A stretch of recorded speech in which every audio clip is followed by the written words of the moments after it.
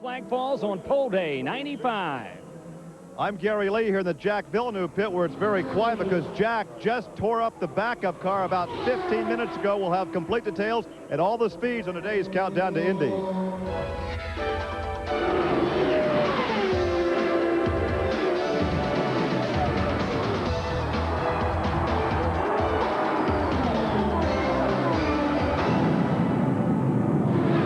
Everyone, I'm Mike King. Welcome to the Indianapolis Motor Speedway on this Friday before pole day.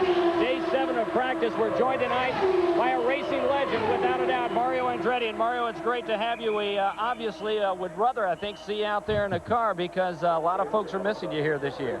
Well, obviously I miss it as well, but I'm trying to enjoy myself. And, of course, the better Michael. With Scott Goodyear and Adrien Reynard. Well, that's incredible. I really called that Honda the dark horse for the race, to be honest with you, because looking at the straight line speeds, I mean, it's very impressive.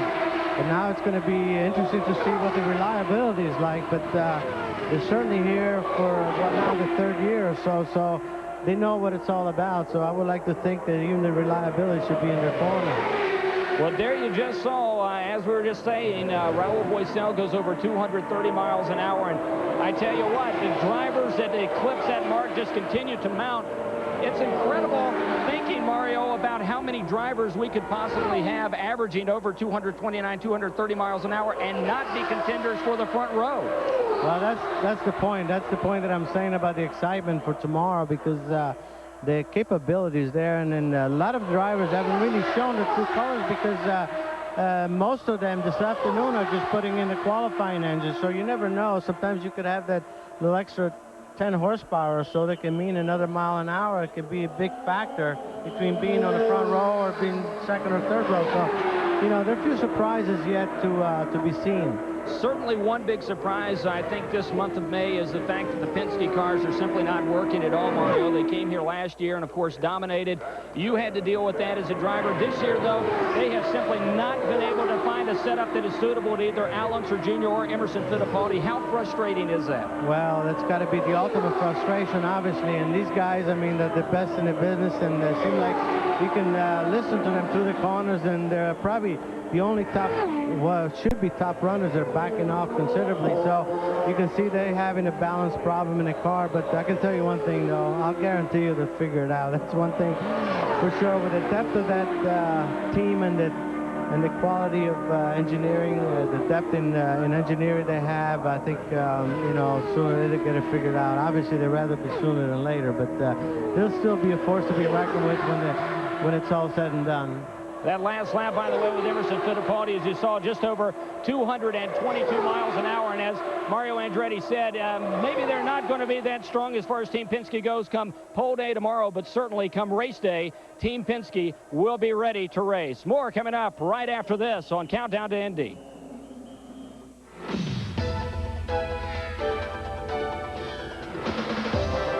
Portions of Countdown to Indy are brought to you by Honda, building quality automobiles in America for the past 12 years. By Goodyear, #1 in racing, #1 in tire.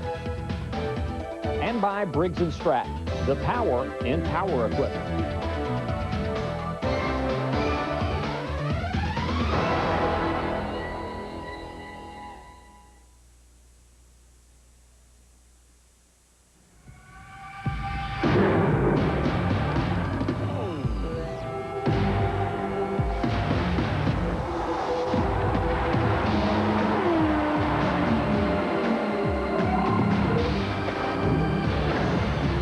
A lot of engines perform on race day at the Indianapolis 500, and no matter what machine they're powering, they're expected to put it all on the line all day long. And when it's a Briggs & Stratton engine, well into the night. Briggs & Stratton, the power in power equipment.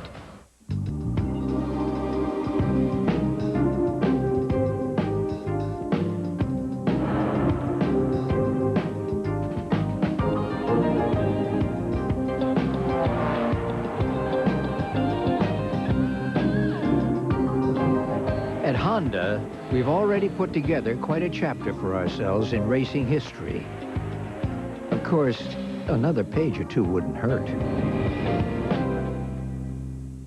Racing excitement you can't afford to miss on Bowl Night this Saturday night on the Superfast IRP Oval as thunder and lightning hits close to home with the 7th annual Clark Oil Indiana Sprint Classic, featuring the Loctite USAC sprint cars in 120-mile-an-hour wheel-to-wheel battles. The drivers aiming for a share of the Simpson Open Wheel Challenge purse.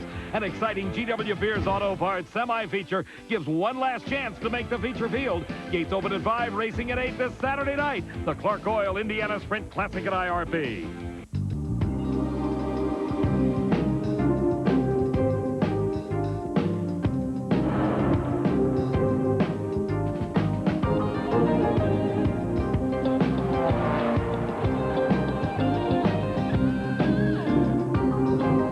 At Honda, we've already put together quite a chapter for ourselves in racing history.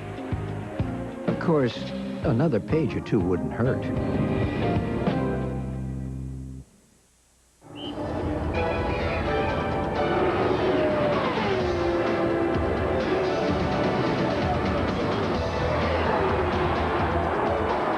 Welcome back to the Indianapolis Motor Speedway. Mike King along with Mario Andretti. Of course, this man, a legend here and all throughout the racing world. 29 times, Mario, you ran this race. Of course, you won it in 1969.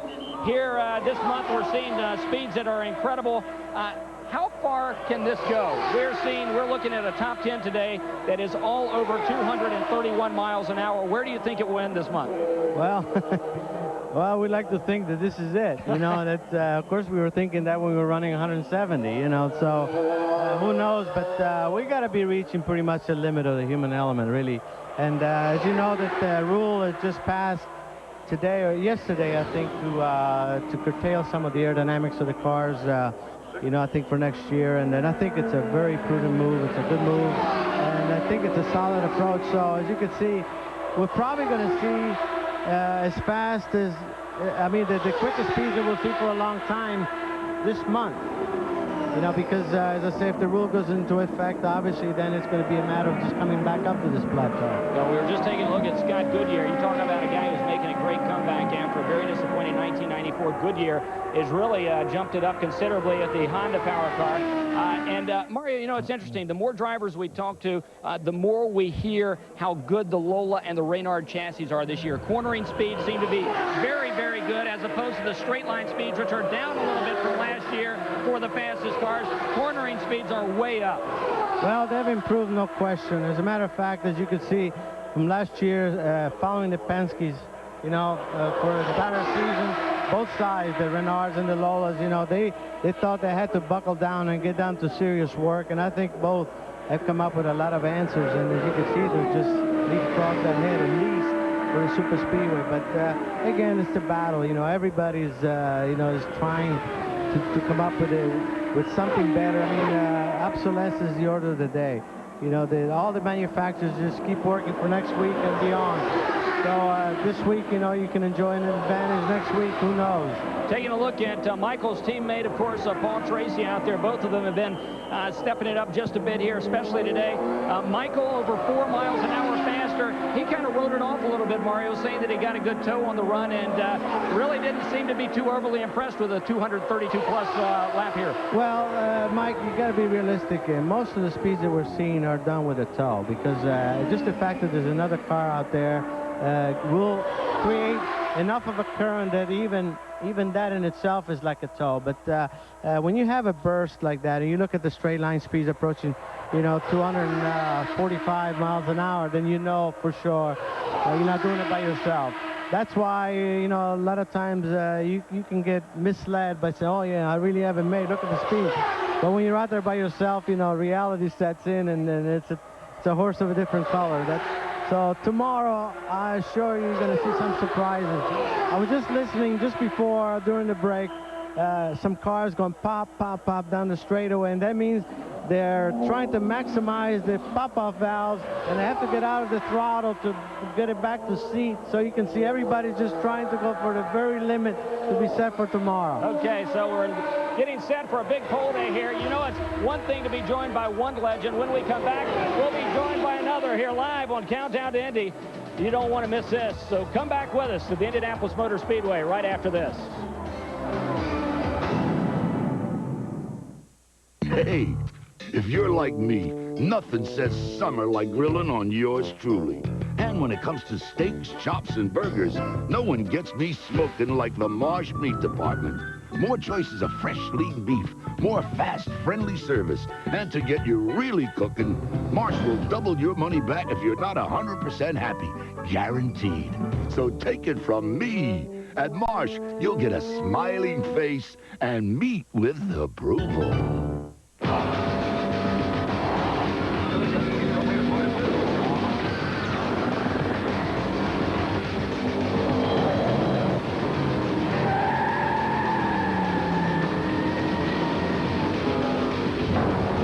Car in NASCAR Winston Cup history is back.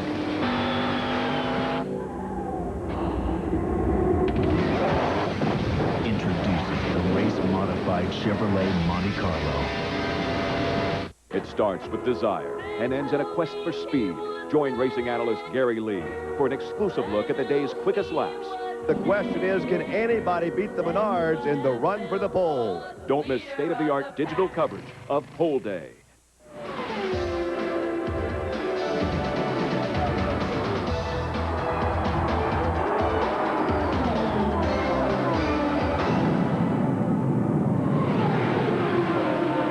Welcome back to the Indianapolis Motor Speedway. You know, it's intimidating enough to be joined by a racing legend in Mario Andretti.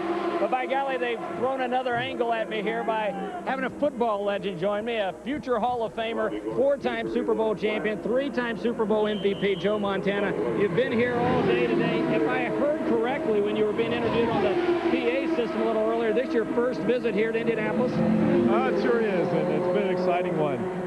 The one thing about it is that growing up, as like any boy, is the love of cars and the love of speed. And going to school up at Notre Dame, but being so close and hearing of all the trips that guys have made down here and wanting to have that opportunity, never being able to, and now finally with Chip Ganassi and Target being able to have some dreams come true. It's been a heck of a blast for me. Well, I was going to say, just a couple of weeks ago in Minnesota, the announcement came from Chip Ganassi and the Target Racing team that you would be joining on as co-owner of the team. I guess that's the official title. But how are you finding your first couple of weeks of being involved in IndyCar racing? How's it going, and what exactly will your duties be with the team? Well, right now I'm just learning, and I'm going through a big learning process, and you know, everybody thinks, well, it seems so simple to go out there and run these cars around the track, and there's a heck of a lot more to it than most people would ever believe. So I'm learning, and every step of the way, that's really what I'm going to be doing, probably for longer than I can imagine. But in the process, I'm having a lot of fun with it. I look forward to being out here and just, you know, you live on the edge of danger here, and you don't really realize it until you're out here, and you really don't appreciate these guys until you get up here close and see them going by and seeing little things like the mishaps that happen. And these guys are dealing with their life every day, and I was just dealing with bodily injury, and it makes my job look a little bit easier. We're watching Arie Luyendyk out now. Of course, Team Menard has been so fast. Joe, you picked a great day to be here as far as the Ganassi team. Both of your drivers over 230 miles an hour, both Jimmy Vasser and Brian Herta right there, and I know they are very, very confident and looking forward to pole day tomorrow. How about you? Well, we definitely are. And, you know, the guys had a couple good runs today, and they did a really good job and worked hard at it and took some time to get some in there. But I'll tell you what, the field's been going fast in general, and you know, you never know what's going to happen come race day. And tomorrow's the big day. And it's fun also to be here. Well, tomorrow, this used to be one of your times, isn't it, here?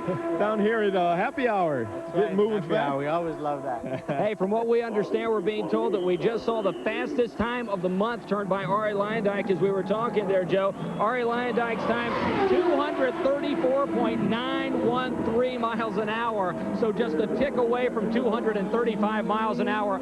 Unbelievable. Joe Montana, we want to say thanks for you coming by and being with us. Have a great month of May. Good luck to the team. Thank you very much. I appreciate it. Okay, Joe Montana, Mario Andretti here with us live on Countdown to Indy. More comes your way right after this.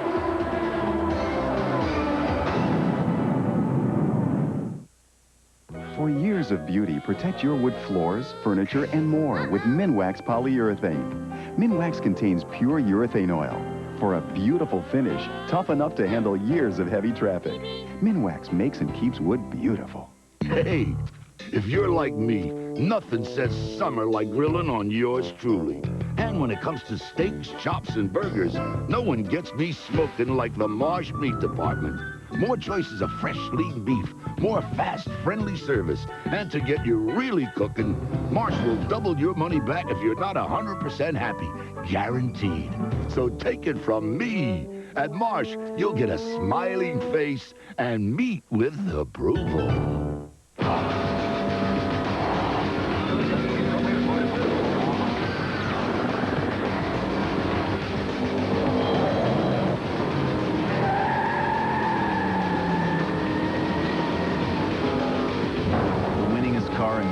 Winston Cup history is back.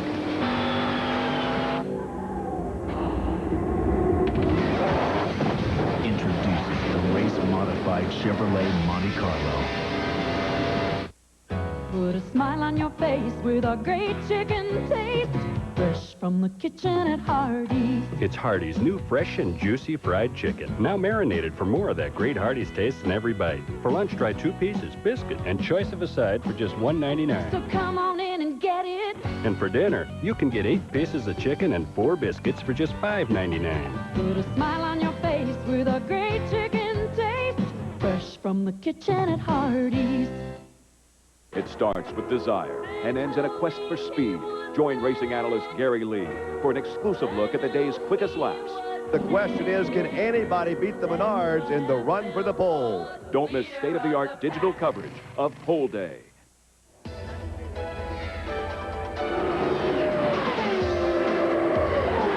Welcome back to the Indianapolis Motor Speedway, the fastest day ever at this track. Along with Mario Andretti, I'm Mike King. Welcome back to Countdown to Indy. Very quickly, let's check in with Gary Lee with more on the Jack Villeneuve situation. We told you about it at the top of the show. Villeneuve hitting the turn 2 wall. Gary Lee has more. Gary? Back in the garage area, the car is back. The driver, in fact, is back. And team owner Barry Green, the driver, is okay. Yeah, the driver's fine, Gary. Just a small bruise on, I think, the inside of his right foot. So he'll be fine. He's cleared to drive tomorrow. And thank goodness that was the backup car, not the primary car. How badly damaged is it? Oh, it's hurt bad. Yeah, the whole right side's gone. The monocoque, questionable at this stage. We won't know until we get it stripped down. A little confusing. It was early in the run. There was a T car. It was the backup car. We just decided we should just make sure it's ready to go for tomorrow in case it drew an early position. But we now know that car won't be ready to go tomorrow. So this exciting second-year driver will be ready to qualify the primary car tomorrow. Mike?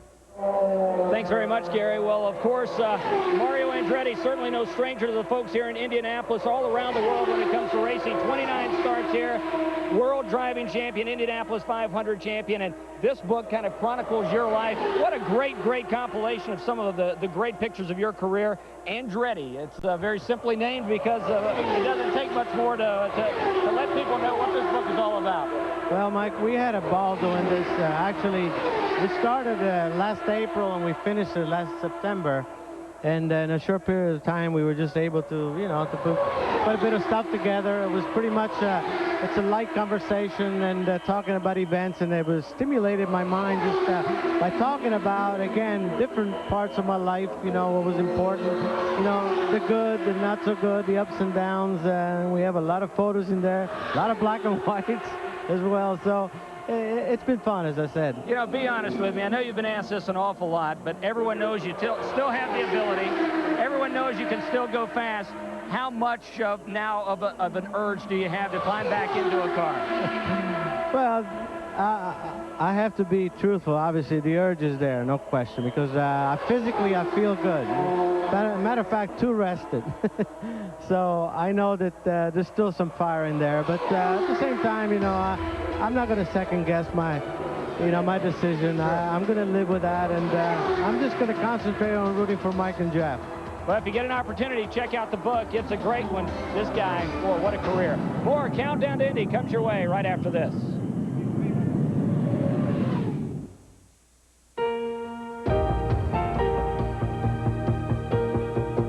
Until you try to win a championship, you think it's no big deal. But then you find out how tough it really is.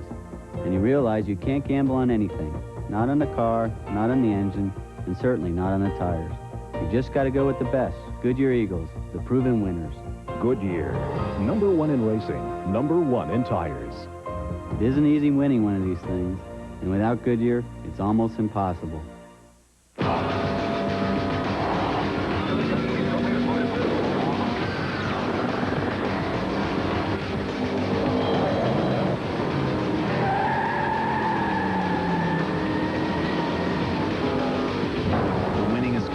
NASCAR Winston Cup history is back.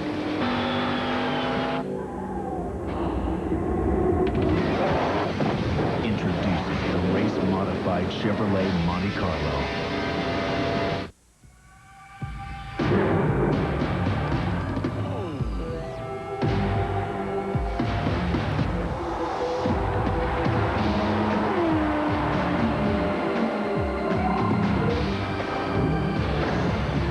A lot of engines perform on race day at the Indianapolis 500, and no matter what machine they're powering, they're expected to put it all on the line all day long. And when it's a Briggs & Stratton engine, well into the night. Briggs & Stratton, the power in power equipment. Racing excitement you can't afford to miss on bowl night this Saturday night on the Superfast IRP Oval as thunder and lightning hits close to home with the 7th annual Clark Oil Indiana Sprint Classic, featuring the Loctite USAC sprint cars in 120-mile-an-hour wheel-to-wheel battles, the drivers aiming for a share of the Simpson Open Wheel Challenge purse. An exciting GW Pierce Auto Parts semi-feature gives one last chance to make the feature field. Gates open at 5, racing at 8 this Saturday night. The Clark Oil Indiana Sprint Classic at IRP. Portions of Countdown to Indy have been brought to you by Honda, building quality automobiles in America for the past 12 years. By Goodyear, #1 in racing, #1 in tires. By Briggs & Stratton, the power in power equipment.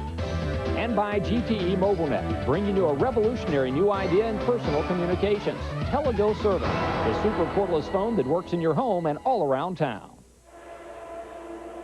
Back live at the Indianapolis Motor Speedway with Mario Andretti. I'm Mike King. Gary Lee in the pits. Will check in with him just a couple of minutes. First, though, it's time to go inside Indy with Honda and check out rear suspensions.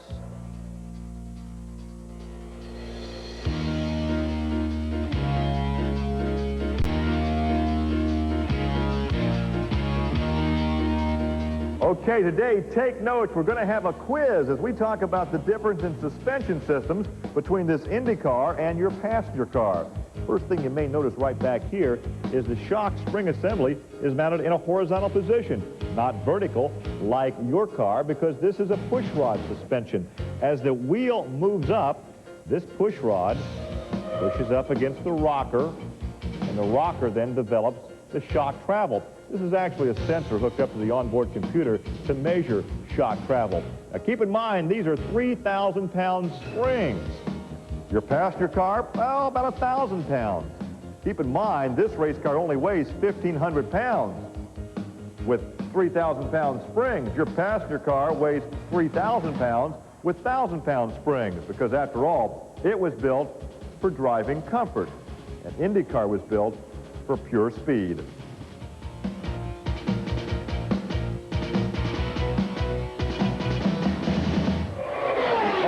For sure, Gary, the rear suspension, the front suspension, the engine, everything is working for Team Menard this month. Arie Luyendyk, 234.913. You saw it live here just a few minutes ago. Let's go down to the Team Menard pit to Gary Lee. Gary? John Menard, team owner, Scott Brayton, team driver, and hey, you saved the best for last, didn't you? Well, best is tomorrow. We just hope we can do this again tomorrow. Quick prediction, Scott. For the top speed tomorrow, it's going to be fast. All right, let's go back to Mike. Well, thanks very much, Gary. Mario, very quickly, what do you think for tomorrow? What kind of prediction do you got for pole day 95? Well, it looks like Scott Brayton and Arie Luyendyk obviously are the overwhelming favorites, and it's probably going to be a tie.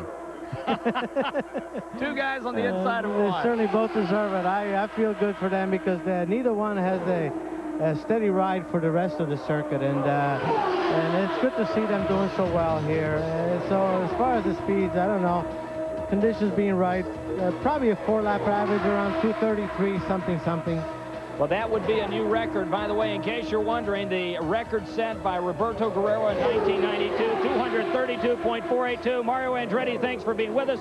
For Gary Lee, I'm Mike King. We'll see you Monday on Countdown to Indy.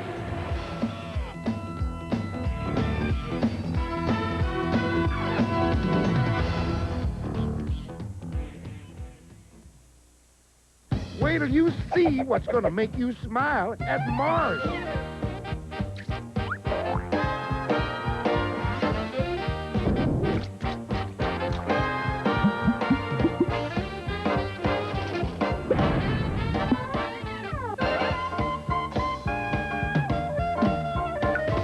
quality, selection, and freshness, no matter who you are, Marsh is going to put a smile on your face. Countdown to Indy. Brought to you by Chevrolet, the cars and trucks 36 million people depend on every day. Genuine Chevrolet. And by Marsh Supermarkets. Marsh, gonna make you smile. Indy TV, the television station of the Indianapolis Motor Speedway.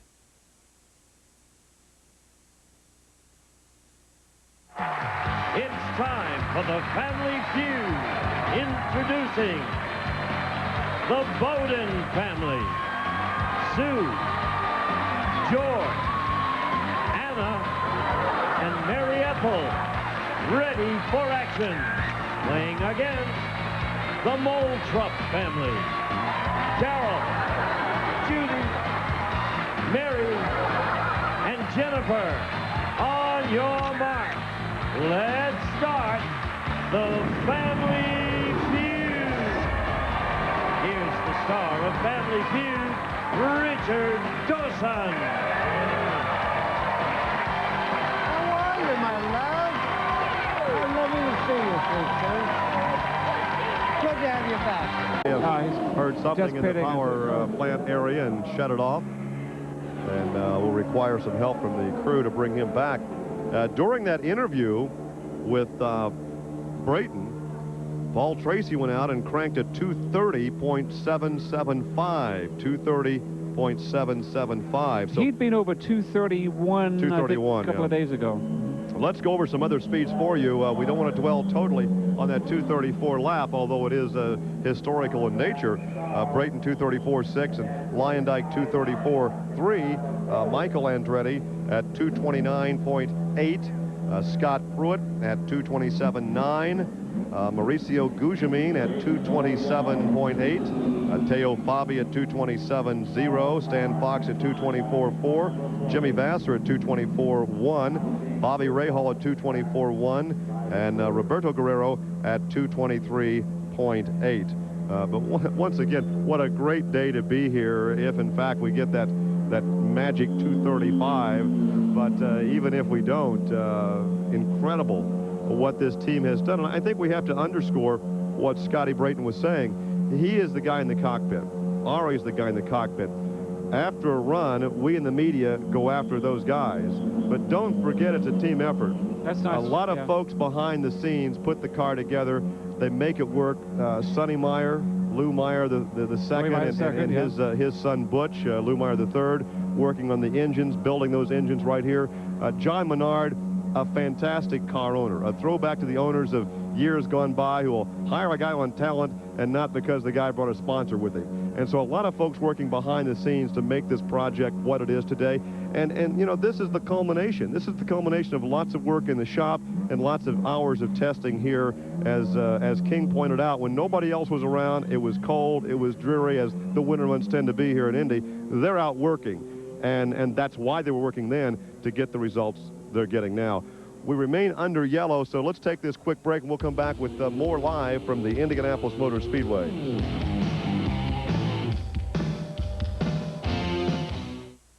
Wait till you see what's going to make you smile at Mars.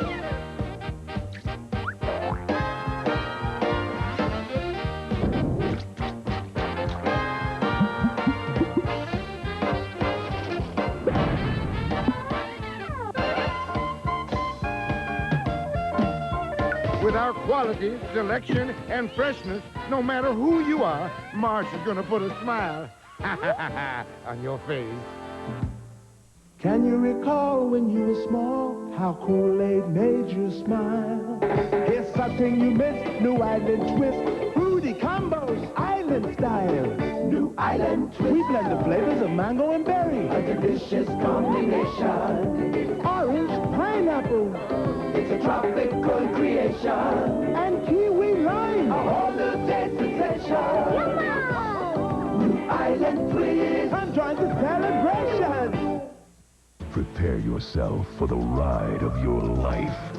Then Indy TV takes to the track, bringing you over 60 hours of 500 race programming, more speedway coverage than any TV station in the city, more than any TV station in the state, more coverage than any TV station in the nation. Watch, because when it happens at Indy, it happens on Indy TV, the television station of the Indianapolis Motor Speedway. This is Rick Mears with a great idea that will benefit the Indiana Society to Prevent Blindness. It's called Wheels for Sight. Cars, trucks, vans, RVs. Give your wheels to prevent blindness.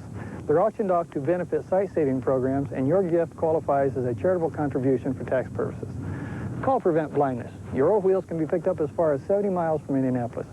Join me and let's make Wheels for Sight a winner.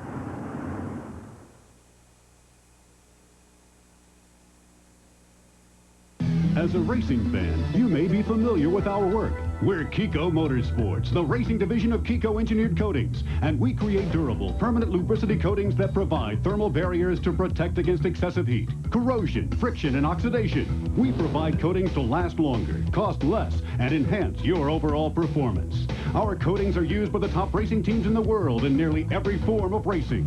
Call today for our free corporate video to see what Kiko can do for you.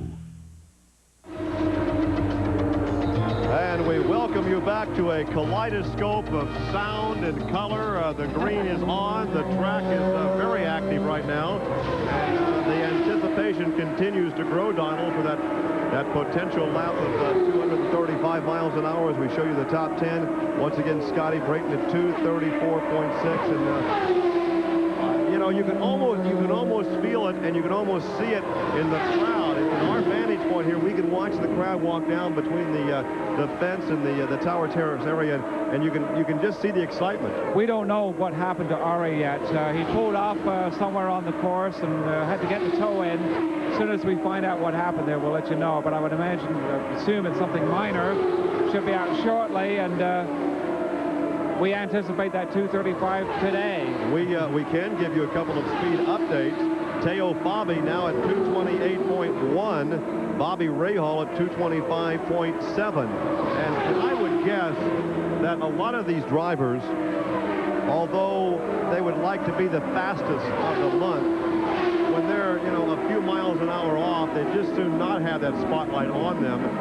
They like to go out and work their own program without everybody surrounding the car, and every time they climb out, there's a microphone in your mouth. Absolutely. Very often, the winner is somebody that you didn't realize was there. And I know that a lot of the teams, you know, they'd like to go fast, but if they're not, they don't worry about it. They like to be able to get out and practice without getting a lot of attention. And very often, the winner is somebody that when it's all over, you say, well, gee, I never thought about them. Of course, they were there all the time, and we never thought of them. And I think Ari Lyondike was in that role in 1990. They knew that, and they enjoyed the fact that they were having no trouble. They weren't the fastest, but they were right up there, and nobody was giving them a lot of attention. That's the pressure's off. Well, of course, back in 1966 when Graham Hill won, Graham got the attention because of his prowess in Formula One. But no one really thought when that race began that Graham Hill would be in victory lane, and had it not been for the attrition at the beginning and Jackie Stewart's problems, his teammates' problems. Right. But, you know, a win is a win. That was one of the years when the winner and the rookie of the year were on the same team. Yeah, I think maybe that's one of only 2 years, but we could be found to be wrong there again. But 1966, Graham Hill, another trivia question. When did the winner as a rookie not receive Rookie of the Year honors? 1966, Graham Hill won the race, but his teammate, Jackie Stewart, actually became Rookie of the Year. All right, enough of that trivia. John Totten said to me the other day, he said, could we have the address of that building, the Century Tire building on North Capitol again, please? So we won't do that one again. Still trying to save that one. Hey, look at this. Gujamine. Wow. 230.977. And his trap speed was 235. So once again, the chassis working. In fact, they'd like to have some more speed down the straightaway, obviously. If the chassis is working, they could up that overall speed. We do have a yellow, and let's use this opportunity, Donald, to go over the times for practice and qualifying this coming Saturday. Okay, Gary, yes. On Saturday morning, the gates will open at 7 o'clock, and then practice is from 8 until 10, and that's broken down into 3 segments. They have the first half of the the cars in the draw practice first, I think for 30 minutes. Then they have the second half of the draw, practice for 30 minutes. And then there's a very brief downtime, and then there's like an open practice session for anybody that wants to take it. And they will end that at 10 o'clock, weather permitting, and if there are no interruptions of any kind, they will end that at 10 o'clock, and then the cars then begin to form the qualifying line. And then it's qualifications and or practice from 11 until 6. And then on Sunday, the gates open at 9 o'clock, and practice is from 10 until 11:15, and I think that is just one general practice session. And then qualifying starts at noon and goes till 6 and all practice. As long as somebody wants to qualify, they get in line, the track is theirs. When the line runs out, then the track is open for practice for anyone who wishes to take advantage of it. And as you can tell, the track remains yellow. It's quiet behind us. We will again tell you that Mauricio Gugelmin turned that lap just moments ago at 2:30.977. But Scotty Brayton at 2:34.6 sets the benchmark for the day, the month, the year, and the history of this race plant. Lyondike not that far behind at 2:34.332. So while we have some quiet, we'll take this break and then come back with more live from the pit area here at the Speedway. Catch all the excitement of the greatest spectacle in racing with the official apparel of the 1995 Indy 500. You'll look like a winner in this beautiful multicolored DeLong jacket. This 100% nylon jacket is embroidered with the official 1995 Indy 500 logo, and it's available in sizes small to double extra large. No trip to the track would be complete without this official 1995 Indy 500 t-shirt. This beautiful 100% cotton t-shirt with combination silkscreen graphics and applique car is available in sizes medium to double extra large. You'll want to top it off with the hottest look in trackside fashion. This 1995 official Indy 500 hat from Logo Athletic is fully adjustable and comes complete with the official logo from this year's race. Let us put you in victory lane. Just call 1-800-955-4639. That's 1-800-955-INDY. At Reeves Buick Pontiac, you have to be totally satisfied before we're satisfied. You have to be satisfied you got the best deal. Satisfied you've got the best customer follow-up, the best financing plan and rates, the best vehicle preparation, and the very best service. Before we hand you these, you have to be satisfied. We're not satisfied till you are. We're not satisfied. We're not satisfied till you are at Reeves Buick Pontiac. The stories. Hey, how much you think I could get for this at an auction, huh? This is the real thing, but I think it's just a prop. The action. The drivers. How sad is it? It's very sad. It's hard. Join Gary Lee and Mike King weekday afternoons at 5:30 for Countdown to Indy. If it happens at Indy, it happens on Indy TV. I'm Bob Jenkins with a warm Hoosier welcome to all race fans. We want you to enjoy your month here at the Indianapolis Motor Speedway, but remember, safety first. If you plan to drink, don't drive. And when you're in your car, buckle up. It's the law. Of the many products that claim to clean glass, Windex with Ammonia D is the best. It leaves a beautiful streak-free shine just about anyone can appreciate. Windex from S.E. Johnson Wax. And here we are back live from the Indianapolis Motor Speedway. Donald, we are the Speedway's answer to Regis and Kathy Lee. Oh, which is which? I don't know. You know that Mauricio Gugelmin, I'll bet you that's about 5th quick for the month, I think. Because I know Tracy's been faster. Tracy's been 2:31. I think about 4th. 4th or 5th. Nobody else over 2:30. Oh, wait a minute now. I'll give you the top 5 right here. I have that information as you asked. Fabi went 2:30.7. Okay. Yeah, Fabi went 2:30. Gugelmin went to, no, he's quicker, so he'd be 4th fast. Mauricio Gugelmin would go to 4th fast on the speed, and then Fabi would be 4th, and then Gordon would be 5th. That was a couple of days ago for Fabi, I believe. 2 days ago on Tuesday. 2 days ago. Yeah, the same for Gordon. Gordon was flirting with 2:30 at a 2:29.997. You know, I thought someone said that Ron Hemelgarn was headed this direction. I had talked to Ron this morning before practice began. Here he comes. There's Ron. And Ron said he, as soon as he could, would come over and visit with us and give us an update on Davey and also Davey's program for the rest of the month. So here comes. Come on in, Ron. Ron has a seat next to us, and we'll get the headsets on him, and he has a microphone, and we will say good morning. I guess it's good afternoon by now. No, yeah, good afternoon to Ron Hemelgarn. And Ron, first of all, thanks for stopping by to give us an update. And what can you tell us about Davey Hamilton's condition? Well, as we speak right now, Davey's in the operating room. They're operating on his ankle. They're going to put a couple of screws in his right ankle. And the doctor says everything goes right. He'll be released to drive on Tuesday. So it looks pretty good. There's no head injuries or anything like that. It was a very severe blow, as you can see by the photographs and the film. So I think he'll be ready to go by Tuesday. We just got him a car through Jim Hayhoe, and with the help of Jim, we're taking his car from last year, the '94 Reynard, and basically we're going to put Delta Fossil Jacks, tool rental. We're going to put them all of them back on the car and get him out there next week and get him qualified. And once again, we have been very quick to say it was not a driver mistake. It was a mechanical problem in that right rear wheel. Absolutely. The right rear wheel actually just blew apart. It's just fatigued, and it was a defect in the wheel. And I heard today that they've recalled all those wheels. The Speedway's put a bowling out on it, so hopefully it doesn't happen to anybody else. It's unfortunate. Davey's been running so good, and you know, we've brought him up through this very, very slow. We've taken the boost away, and little by little have given him a little boost. He'd been out there running 224, 225, and we've been running that with about 43, 42, 43 inches of boost. So we felt that we had the car balanced enough for him to do about a 227, 228 when it came time for qualifying. But obviously it's not going to happen this week, but we feel we can get him back in the car next week. And if everything goes well and this operation goes well, we'll have him back in. But as we speak, the car's being picked up right now. Going to take it apart, head it to the paint shop, and you'll see Delta Fossil Jack tool rental back out on the track. Well, you know, you have been one of the car owners that we certainly appreciate giving some young oval trackers an opportunity. And you're the kind of car owner that will bring a guy in on the merit of his driving ability and not how much sponsorship that guy can generate. And we certainly appreciate that. No, absolutely. I've been an entrepreneur all my life, and people gave me opportunities.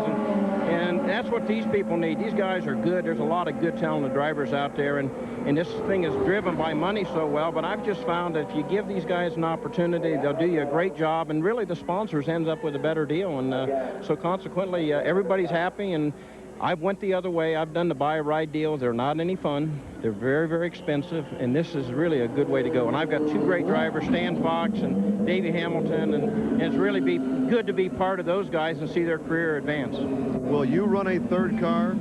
Well, I don't know. Right now, if you'd asked me that a couple days ago, I'd have said, yeah, I might just do that. I always do, you know.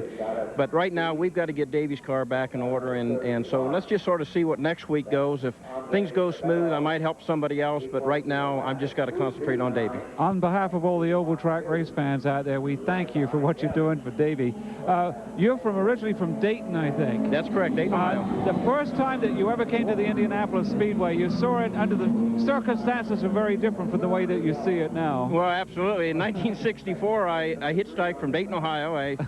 I came here, I stood on a garbage can and turned forward and watched my first race, and I just fell in love with the thing. And somehow, I said, someday I'm going to be part of this thing. Didn't know if I was going to polish wheels or whatever, but my financial success has paid off, and I've been here for many years, as you well know, and I plan on coming back year after year after year. You don't hitchhike anymore, do you? No.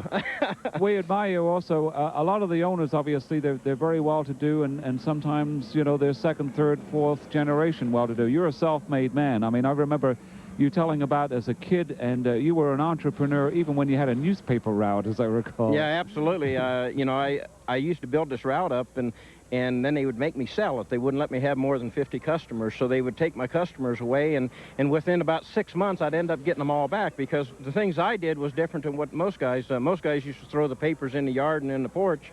I used to get off my bike and put them in behind the door, so consequently, all the customers would want me back, so they all had my phone number. They'd sell my customers. Within 6 months, I had them all back. And so this happened 3 different times during my history of being a newspaper boy. So, you know, service is very, very important to any kind of business, and that's what I believe in. I think the better you treat people, the better they treat you, and that's pretty much, I just go with that in life, you know, just take care of people and people take care of you. Well, we really appreciate your the drivers that you had over the years. Gordon Johncock, you know, we thought that we weren't going to see Gordy in a race car again, and you've given him several shots in the 6th and 91. And Davey Hamilton and Stan Fox, what a neat driver lineup. Well, of course, we certainly want to wish the very best to Davey. I know he's in good hands. Terry Trammell's guys can work magic. And one thing about Dr. Trammell, I one time took a physical for my racing license, and my doctor was not a race fan, and he said, Gary, you're perfectly healthy to go kill yourself. I mean, that is the attitude of some doctors. But Terry Trammell is a race fan, and Terry Trammell realizes these drivers want to be back in that cockpit as soon as they can, and Terry will do anything possible to get those drivers back in the cockpit. Well, absolutely. He's a racer by heart. But, you know, today these race cars are so safe. I mean, look at the shunt that he took, and he walked away from it. And that's just amazing. Last year, you know, Stan hit the wall there towards the end of the race. He went straight into the wall, 64 G's registered force, and walked away from it. I mean, I think it says that we as car owners have requested better and better cars. The drivers are much safer. I believe you could drop them out of an airplane in these cockpits and they can walk away from it.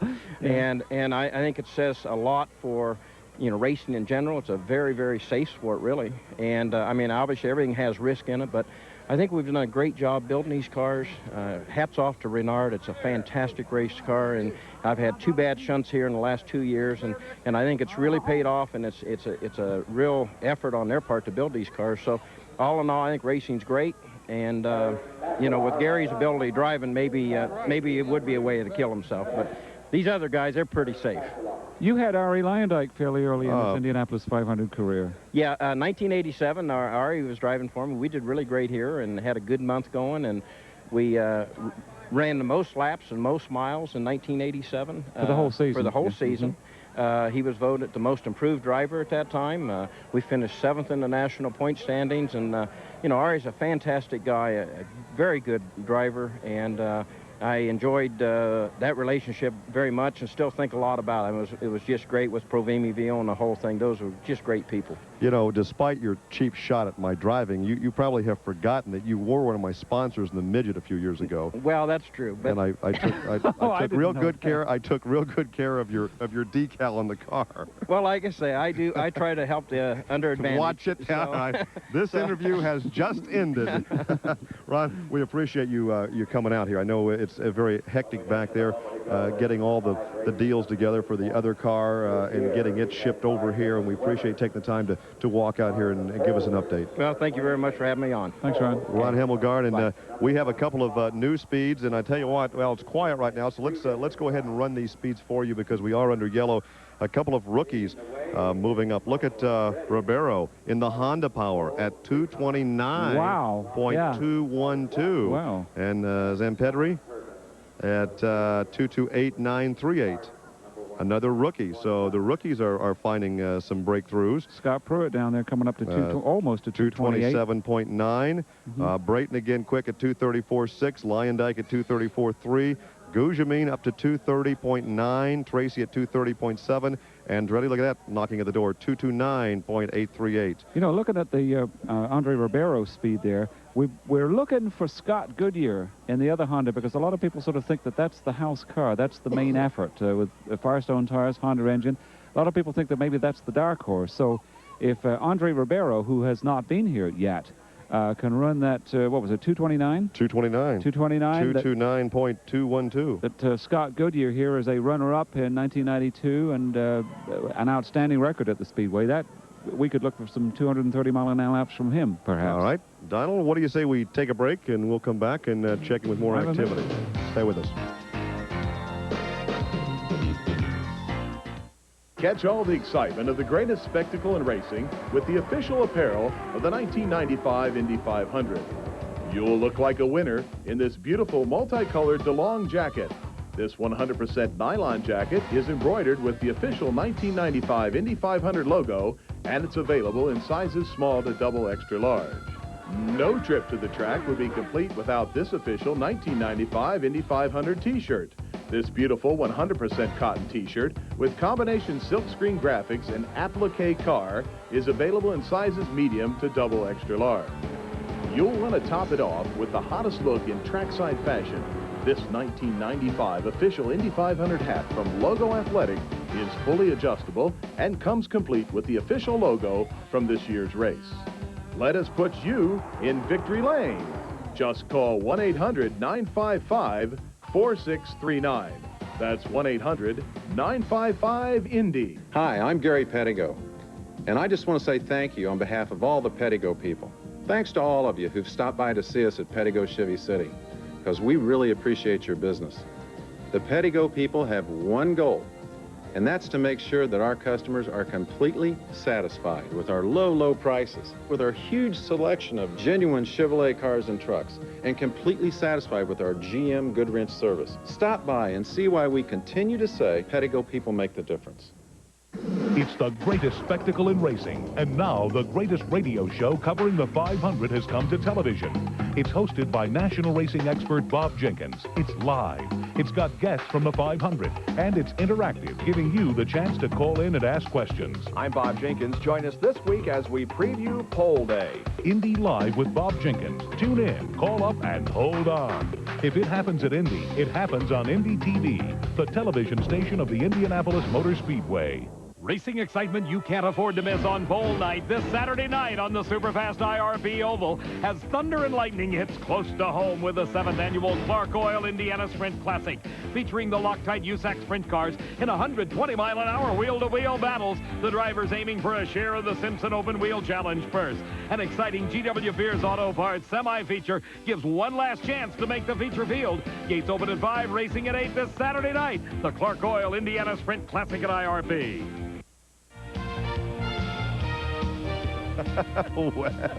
Welcome back. We were quite unprepared to come back on the air because we've been visiting with a friend of ours, and well, all right, another trivia time. Who is this? Who is this man? Who cares? Behind those Foster? No, turn around. Which camera are we gonna get a good tight shot? Those are cameras? Those are cameras. Look at this shot right here. Now take a real good look at this man. You gotta take the big race fan, a racing motorsports writer now, but perhaps best known for his television acting career. And what other hint shall we give these folks? He was on a ensemble television show that featured a father. Was he divorced or widowed? Widowed. Widowed. I forgot Widowed. And he had 3 sons. This is Mike from My 3 Sons. Tim Considine has joined us here at the Indianapolis Motor Speedway. And Tim, I know that it's nice to sit here and reminisce. Did somebody just get shot? I've been shot! It's nice to sit and reminisce about the days on My 3 Sons, but right now you're doing some writing, are you not? Yes, I've been writing. Actually, I've written several books, but thanks to my friend over there, I've started writing several years ago for motor racing publications, and I've just sold my first motor racing book, Donald. I heard about that. Oh, yeah. Now, what is the topic of that book? It's called An American Grand Prix History, and it's about every American car, every American driver in Grand Prix from 1906 to the present. And it's a little niche book that's sort of been an interest of mine for a long time. And, of course, you have been coming here to the Speedway for how many years now? Well, I had two careers here. I was here in 1963 was my first year when Gurney and Clark ran the Lotuses. But you were here as a celebrity for the parade? And no, I was just, no, I never was in that. I was here as a fan. I just sat in the stands. I was the only one in Agajanian's box who was rooting for Jimmy Clark. I'd say, go, Jimmy! Black flagging! Yeah. I was lucky I got a plane ride home. I guess so. It's only because Parnelli won. And then I came here again in 88, and I've been here ever since. Well, I leave for 11 months or so, and then I come back for another month. You know, sometimes if you watch the credits on movies and television shows, I see Barry Livingston's name every now and then as a director. Yes, he's a director and he's a writer. He's a fine writer, too. And you'll see Don Grady. Well, Don didn't Don Grady write the theme song for the Phil Donahue show? Beats the heck out of me. I think Grady wrote the theme song for the Donahue show. Oh, did he? I don't know that. I wouldn't be surprised. Real talented guy. All great guys. They're all terrific people. and Fred McMurray? Oh, he was the best. He was the absolute best. Wonderful actor. Better actor than most people thought he was, or knew he was. But he was also a wonderful guy. I mean, he was just a really great man. I wish we could have a yellow, because I think the people would like to hear about David Stollery and also Annette Funicello. Well, that goes back even Funicello and who? David Stollery and Annette Funicello. People that I worked with at Disney's. Yeah, Annette Funicello got my attention. Yeah, you were also in the Spin and Marty serial. David Stollery was Marty. I was Spin. You were he was Spin. Marty. Yeah. That's on the old Mickey Mouse Club. Yeah, the original. Now, did you sing and dance? No. No. But later on, though, in like a revival show, in a revival show, I think you and Annette danced. Did we? Now, that was I might have had a stunt double. I don't know.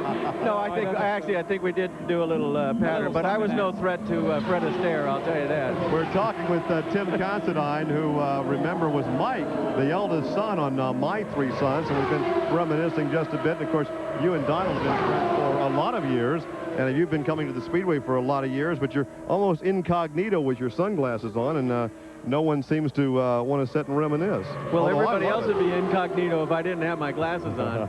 He doesn't want to reminisce anyway. He wants to talk about motor racing. Yeah. Well, what do you think about the speeds? I mean, we're here talking on a historic day, the fastest day ever here at the Speedway. Well, we have historic days.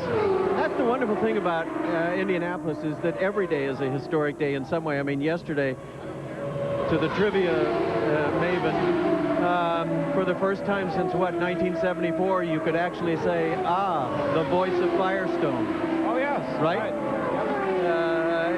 And today, we're liable to see 235 today. That's been my prediction for a hot lap. I think we're liable to see 235. Well, and looking at the sky, perfect day for it. Yeah, the forecast was for some scattered showers or sprinkles. I guess sprinkles would not be as bad as showers. But right now, you look at the windsock. The windsock is fairly consistent. We do have a slight breeze, but it's very, very consistent. It's not gusty. It's not moving about. So I would say ideal conditions. If they're going to do it, this is the day. I tell you what, why don't we go to a piece of videotape? I know the King had a chance to talk with Arie Luyendyk, and maybe we can find out, besides that quick run earlier, what happened to him. And why he stopped. Yeah, it looked like he might have run out of fuel. Let's go with that tape now with the King and Arie Luyendyk. All right, Luyendyk, for a guy who 4 months ago didn't have a ride at the Indianapolis Motor Speedway, you are sure making some headway with very little time. Well, the team has done a good job of preparing the cars, so it's quite easy for us to go out there and do these quick laps. Scott and I have been pretty consistent all week. Of course, we've been out here testing, so it's not like we're starting from scratch this week. Watch out here. How much quicker can you go? Already you guys both over 234 miles an hour this morning. I know conditions are going to make a big difference, but if conditions are right on Saturday, how fast will you guys go? We will go 235 with these conditions. I mean, the conditions are very good. And right now, I just ran a few laps and really running behind another car, which kind of upsets the car in the corners, and still running at high 33. So I just need a clean lap out there, but there's a lot of traffic out there, which makes it difficult for us to get a clean lap. Are you having fun? Yeah, we're having a ball. All right, Luyendyk, watch for him on pole day, guys. Okay. Thanks. We had some comments from Scott Brayton earlier, and Scott said, well, you know, I'm the guy that has to go out here and drive these cars and test these cars. Arie likes to cut a lap, go fast, and then park it. So, yeah, but does he usually pull down the main straightaway and pull in? It's the other end, Arie. Well, it's interesting, he said, we will do a 235. Yeah, that was interesting, I felt. You know, going back to this testing program, next week, after we get some of the field in the show on Saturday and Sunday, we may hear the term mule. And frequently, if a race team has 2 or 3 cars, they will take a backup car, and once they qualify their primary car, they'll use that secondary car as a test car. And they will use it as their mule, and they will make adjustments to that. And if it works on the backup car, then they'll apply that to their primary car. One year, Penske had a car, and it would be 88, I think I remember this happening, when they had Al Unser and Danny Sullivan and Rick Mears. And they had this fourth car with different sponsorship on it, and that was the test car, and each of them would spend a day in it. It's probably been done other times, but I just remember that one in particular. Yeah, and of course, some of these crews that have the backup cars up to qualifying speed may elect to go ahead and stick somebody in. That's always a situation here at the Speedway the second week, the last half of the second week of practice, when you've got cars qualified and good backup cars available, that some crews, if they have enough crew members, will elect to go ahead and find a suitable driver to stick in. So we're never really sure when you start counting how many guys are left to qualify and how fast they've been going. Hey, we don't know how many other guys are walking around that have yet to be placed in the cockpit. Well, even on Ron Hemelgarn's team, Didier Tace is assigned to the third car, but he never mentioned his name, and so we don't know if that's going to happen or not. Yeah. You know, once in a while there'll be a reason for putting a driver's name on an entry blank, and it may be because there's a deal coming together. Maybe they just want to, you know, get the guy's name in the program. That's been done. Or just make sure that they get a garage space by nominating a driver. And some of the owners will enter cars, like John Menard told me last week that he entered some 94 cars, 93 cars, just because he wants to sell them. And if they get their other cars in the program, then in the show, then they'll just turn around and sell these other cars, you know. You're listening to the voice of Tim Considine, and Tim, so many Hollywood types have moved over into motorsports. Did you ever dabble in racing 20 years ago or so? Yeah, I dabbled in it. More than that. but try 35 years 35 years ago, all right. No numbers. Watch it there, Donald. Now, okay, so... But the last time I dabbled in it... what kind of dabbling did we do? 2 months ago. Oh, really? 3 months ago at Willow Springs. Yeah, we won, actually. It wasn't a school. It was a regular event. No. I ran several races. Chrysler was really super. They asked several journalists if we'd like to run neons. I said, are you kidding? Of course. And I did something I wanted to do for many, many years, and that's get my SCCA license, which my 3 sons stopped me from doing 30 years ago. Really? Absolutely. You could not race when you were on television? Well, they just had a clause in my contract. I couldn't do it. Anyway, I raced go-karts. They didn't know about that, but they specifically said cars, but I didn't tell them about the go-karts. But I got my national license, and we ran 4 races, a fourth, 2 seconds, and won the last one. Really? So will we see him out here in a few years? Oh, I don't know. But he owned a car in USAC used to have a road racing division. He owned a car that he wasn't old enough to drive. That's right. I got thrown out of the pits. God bless him, Luigi Lizowski. God bless him. He was the head guy out at. It was one of the first pro races, I believe, on the West Coast. At Pomona. It was the first year for professional road racing. USAC had this series, and it was 56 or something. Well, I was thinking about there was the Riverside Grand Prix in '58. Yeah, but even before that, and then Pomona was the next January, or the next spring, I think, spring of '59. That's the one he tried to throw me out of the pits for. I said, I'm an owner. And Ken Miles, 15 or Ken Miles, yeah, I was 15, 16 years old. Ken Miles, who was a wonderful driver, English transport into California, took pity on me, and he came in and he saw this lippy little kid getting nowhere with Luigi Lizowski, and he kind of interposed himself in between me and Luigi and went like this to me, and I stayed in the pits thanks to him. I never really knew him either. He just did that. Now, were you into, besides being a car owner and racing your go-kart, were you into hot rods in California at that point? No, not really. I was into sporty cars, and I was really into road racing at the time. Other than Indy, I was always a great Indy fan. I always, every 500, every year, I would have all my magazines spread out. I'll listen to Sid Collins and him later. He had a D-type Jaguar once, which he drove on the street. And I love the story about when you'd taken delivery of it, and you went to the gas station, and they didn't have self-serve things in those days. So you just said to the guy, fill it up. Fill it up, yeah. And I had 55 gallons or something. The whole crowd of people got around. They were looking at this car, and I hadn't really looked at it myself, so I sort of backed off and looked and watched the people all around the car, and it was gorgeous. Kept going. I came back to pay the check, and thank heaven the gas prices weren't what they are now. The guy gave me a check. I said, what? He said, well, it took 55 gallons, the whole tail. It was a 55-gallon tank. Yeah, it was 55 gallons. Because it was designed for like 24-hour and 12-hour endurance races. Yeah. Now, of course, you never, ever exceeded the speed limit out in California, did you? No. Is there a speed limit in California? Yes, we are talking with Tim Considine, who is a regular here at the Speedway every year as a motorsports writer, but you may well remember Tim for his days as playing Mike, the eldest son, on television's popular My Three Sons, and he was also Spin in the Spin and Marty serial on the old Mickey Mouse Club. He was also in Patton. Yes. Yeah, now here's a trivia question. Wait, do we have something we can reenact that? Wait, here. I hope not. We need something. Get George C. Scott in. Now, wait a minute. We need something. We need a glove. Anybody got a glove? We need to reenact. I'll tell you what. That's all right. Only this time I'm going to play George Patton, and you're going to play.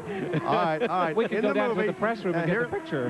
Here is his role in Patton. Remember when Patton walked in the hospital and slapped that soldier for being what, chicken or whatever? Chicken. Chicken. As we say in French, chicken. You were the soldier. You got slapped by George C. Scott. Slappee. You were the slappee. Yes. Now, how many takes did it actually take? A lot. Too many. How many times you got slapped? 100 times. It must have been 100 times. Each time, George would say, after we did it, each time he'd come back, we never spoke to each other. We didn't want to. We both of us wanted to be on our own thing. And every time he'd come back and say, you all right? Yeah, okay. He'd go up again. Now, did you have to audition for that role? Yeah, they slapped the hell out of me. No, I did not. Are we, what's our status? Are we overdue for a break? It's so much fun reminiscing with Tim Considine, but I'll tell you what, we will take a break as practice continues and come back and give you some more speeds from the Indianapolis Motor Speedway.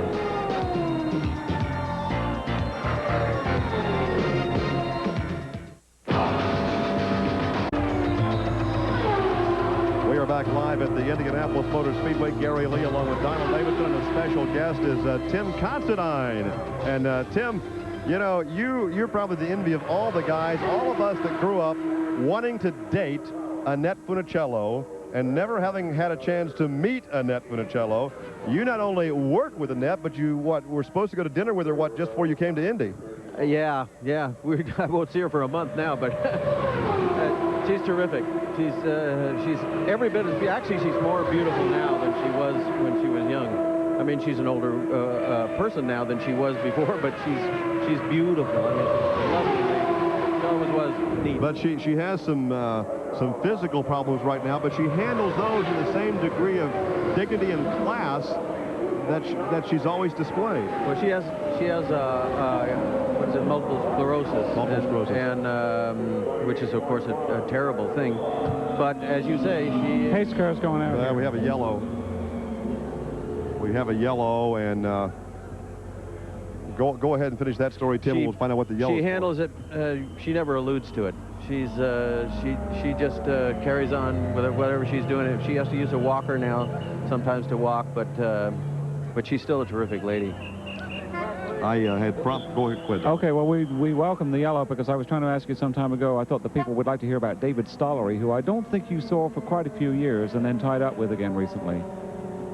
David, we were friends before Spin and Marty, the thing we did at Disney's. We worked together when we were 13 years old. The reason we worked together, I mean, the reason we became friends was he was a quiet guy. He wasn't a real loud kid actor, and he liked cars, and that's why we became friends the first time. Then when we worked together, and I got into race cars, we'd always talk cars. He always wanted to design them, you know. Mm-hmm. And so I lost track of him when we were in our teens or early 20s. I lost track of him, and come to find out that David Stollery designed the 1978 Toyota Celica. And you know, every big car company has a design studio in California now. It is really the design center of the world. And the first one was Calty, the Toyota Design Center, and David Stollery was the first director of Calty. He also designed a wonderful prototype, which I've driven now, and I'll do a report for Auto Week, probably coming up pretty soon, on this beautiful Arex prototype. It's a mid-engine, big Corvette motor in it. And we're still mates. We see each other all the time now. Well, I had promised that we would give some speeds here. Okay. As we came back from that break, and we have designer. You talk about design centers. Nigel Bennett is standing by to join us here momentarily, the designer of the Penske. Some updates on first Al Jr. at 224.489, Robbie Gordon at 226.712, Scott Pruitt up to 228.235. Andre Ribeiro, we talked about earlier, 229.212. Well, now he's even faster. Yeah, 230.144. Very interesting. Yeah, 230, and that's the Honda power plant. Yeah. So it's interesting. That's the rookie, and where's Scott Goodyear, the veteran? I was going to kid Bobby Rahal last night and say, now don't buy a Honda in the first model year. But once again, Scott Brayton, the quick one so far at 234.6. And Ari Lyondike at 234.3. Now, Mr. Producer, shall we go to a break before we bring Nigel in, and go right to Nigel now? We'll take another break. All right, we'll do that, and then Nigel Bennett will come and join us, and we'll thank Tim Considine, and hopefully you'll stop by later during the month and visit some more. Okay. Thanks for stopping by. But you're not going to slap me. No, I won't slap you.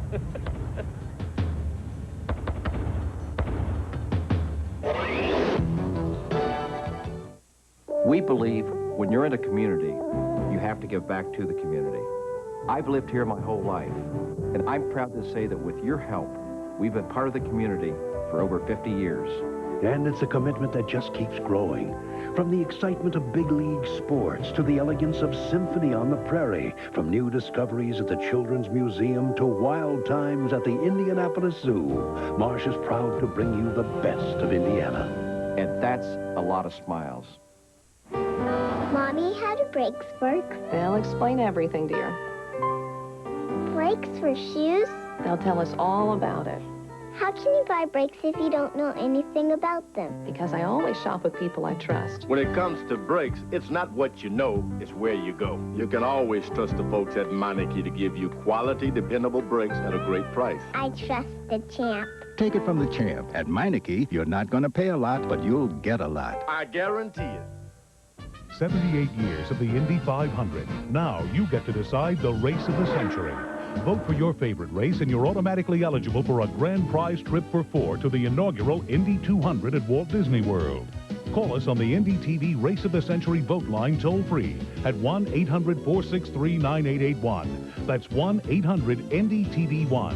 One entry per household, please. Watch for the Race of the Century Saturday mornings at 10. And if you see your name, call us back and you're a winner. What's it like to start at Indy? Find out for yourself at Indy Fan Fest. Fun and free for the whole family. What's it like to race at Indy? Find out for yourself at Indy Fan Fest. Fun and free for the whole family. What's it like to win at Indy? Find out for yourself at Indy Fan Fest. Fun and free for the whole family. A better way at Bill Estes Chevrolet is better prices, better selection, better payments, but really it's better people committed to satisfying the needs of our customers every day. We constantly resell the fact that we're really the people to do business with. We are every day trying to be better than we were the day before in satisfying the needs of the customer. You know, the word is spreading, and now more than ever, there is a better way to drive, and that's at Bill Estes Chevrolet.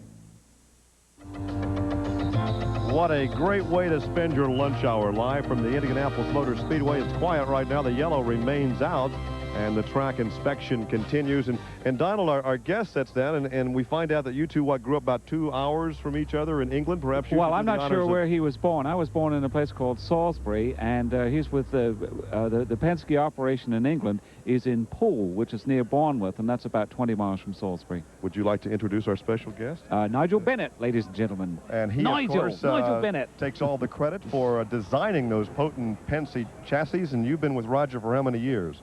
I've been with Roger for 7 years now. Now, I have to ask, as we're working through the practice session here with a 95 model, are you working back in the shop on designing the 96, or you've already got that on the paper and you're going toward the 97? No, we haven't. We haven't even started the 96 yet. There are actually going to be some new regulations for 96, and those have been discussed here and will probably be announced fairly shortly. So the actual regulations we'll build next year's car to aren't finalized totally, but we've got some thoughts towards next year's car. Last year, you'll recall, we talked about how quickly that Mercedes-Benz pushrod engine went from design on paper to an actual working model. How long does it take you to go from paper drawings to an actual chassis? Well, it depends how much effort and how much we want to rush the thing. Ideally, I'd like to take about 8 months. The longer you have to do it, the better job you can make, but the later you start, the more development time, the more research you can put into it. So it's a compromise. First, you've got to decide on your finish date when the car's got to roll on the track, and then you've got to plan how much time you're going to put into design and development and how much time into building. I think, too, we have to underscore when you say design and development, because you actually make models first for wind tunnel testing, do you not? So that's part of the 8-month maturation from drawings to actual race car? Oh, yes. I mean, we have all the manufacturers have a continuous wind tunnel program. We have something like 110 days a year in a wind tunnel.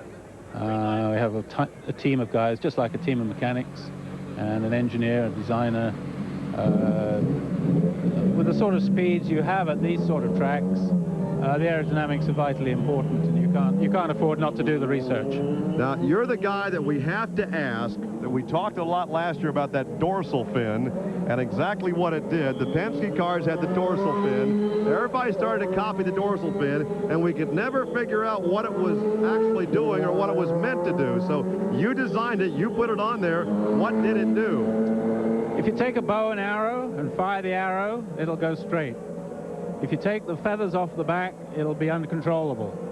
It's purely a stability device that has no effect in a straight line, but as the car's cornering, it develops what's called a yaw angle. It runs at a slight angle to the airstream and the road, and that provides some rear stability. All right, excellent. See, we should have gone to Nigel last year with that question. Now we look at speeds. This first week of practice, everything is about speed and preparing for qualifying. We normally see the Penske's at the top of the speed category. It certainly happened last year. That's not the case in 1995. What seems to be the problem as far as Al and Emmo working up to qualifying speed? Well, I'd love to tell you the problem, but if I knew it exactly, we wouldn't be where we are. We'd be up front. However, over the last couple of days, we think we have discovered a couple of things, and I think we're now on the right track. Is this in the chassis area? Yes, it's in the chassis area, the setup, the aerodynamic balance, a lot of things combined together, and we think we're making some progress today. In your many years in Formula One, who were the drivers that you enjoyed working with the best? I would ask you who were the best, but I'll ask you who did you enjoy working with? I think any driver that wins a race for you, you get a terrific kick out of it. So it's a bit like which circuit is the one you enjoy best? It's the one you last won on. But I worked a lot with Mario Andretti, Carlos Reutemann, Ronnie Peterson. They're all great drivers. During the Lotus days. Yeah. Correct. Well, now, of course, you talk about some possible changes in rules. It seems like every year the rule makers try to slow the cars down. We say we're going too fast. We don't have to go this fast out here. And it really becomes if they lay down the gauntlet, it becomes a challenge for you designers to figure out how you can really circumvent those rules and make the cars go faster. Well, it's an interesting process we have because over on IndyCar racing, the designers and the engineering teams are part of the rule-making process. We all agree the cars are going too quick. While they're very safe and very stable, the consequences of an accident at 230 miles an hour is not very clever. So we are interested in slowing them down, and once the rules are made, then it's up to us to get the best out of that package. What would you like to see when we talk about the cars going too fast? Obviously, they're not going to race at 230 miles an hour. But what would you like to see as a comfortable, competitive speed range, perhaps, for these cars, one to qualify and one to race? Well, at the moment, I mean, you're going to see qualifying at 2:32, 2:34, something like that. But you'll probably see race speeds in the 2:10, 2:15 range, maybe a little more at the end of the race. So the race speeds are not so much of the problem, but qualifying is a problem. I think if we could see lap speeds down by 10 miles an hour and corner speeds down by 20 miles an hour, we'd achieve quite a lot, because the energy in an accident is not just proportional to the speed, it's proportional to the square of the speed. So you drop 20 miles an hour in the turns and your accident is going to be a lot less severe. So in addition to maybe dropping the turbo boost, which might give you less straightaway speed, you really have to do something to the ground effects package, the downforce, to slow the cars down by 20 miles an hour in the turns. Yes, it's a combination really of these super speedways. You've really got to do both. The engine package is a little more difficult because there are some long-term costs involved, and reducing power, there are some obvious ways to do it, less boost, but the engines then become more difficult to control. A smaller engine has been discussed, but that's not necessarily the way to go. So the engine side is a little more difficult and is being discussed, probably for 97. We're talking with Nigel Bennett, the designer of the Penske chassis. And earlier today, I think one of the drivers talked about picking up a toe down the straightaway, and that helped his speed. With all the dirty air coming off the car in front, when we talk about a toe, how close does the following car have to be to pick up that toe? Not very close at all. Something like 300 yards, you'll still see 2 or 3 mile an hour difference on your straightaway speed. So it's not like drafting at Daytona in a stock car. No, it is very dependent on how close you are and how many cars there are in front of you. If you get 2 or 3 cars running in a bunch, you can pick up 7 or 8 miles an hour if you're 20, 50 yards behind. Well, Nigel, we appreciate you taking the time to come and answer our questions. I know whenever the Penske cars are not at the top of the speed chart, there's some concern down there with the captain and the crew, and we appreciate you taking the time to walk to the south end of the pit area to visit with us, and we appreciate your time. Yeah, and you know who's to blame if they're not quick enough. You're the man. You take the blame or you take the credit, so let's see if we can turn out some faster laps yet this afternoon. Thank you. Thank you. Nigel Bennett here in the pit area live from the Indianapolis Motor Speedway, and I think we have some more interviews that we're about to get to. So I don't know if we have some other speeds there we want to pass along. I don't think he can hear me. Once again, right before we take that break, we will tell you that the nice speed increase by Mauricio Gugemi, a second-year driver here at the Brickyard at 2:30.977, which I think is 4th fast overall for the month. For the whole month, yeah. Yeah, Paul Tracy earlier was at 2:30.7. Teo Fabi, who had been over 2:30, today is up to 2:29.2. So right now track conditions are really just superb. Andre Ribeiro, the rookie, driving the Honda-powered Tasman entry at 2:29.212. So that's a pleasant surprise there. Absolutely. It's coming along very well, and it seems to be overcast, although we got blue sky right over us, and I think the sun is about to break through again. So it's a very, very pleasant afternoon, and I don't think there's any water for a while. Paul Tracy just went over 230 miles an hour, so it was nice to visit with Nigel Bennett, and we'll take this break and come back with more live from the pit area here at the Indianapolis Motor Speedway. Wait till you see what's going to make you smile at Mars.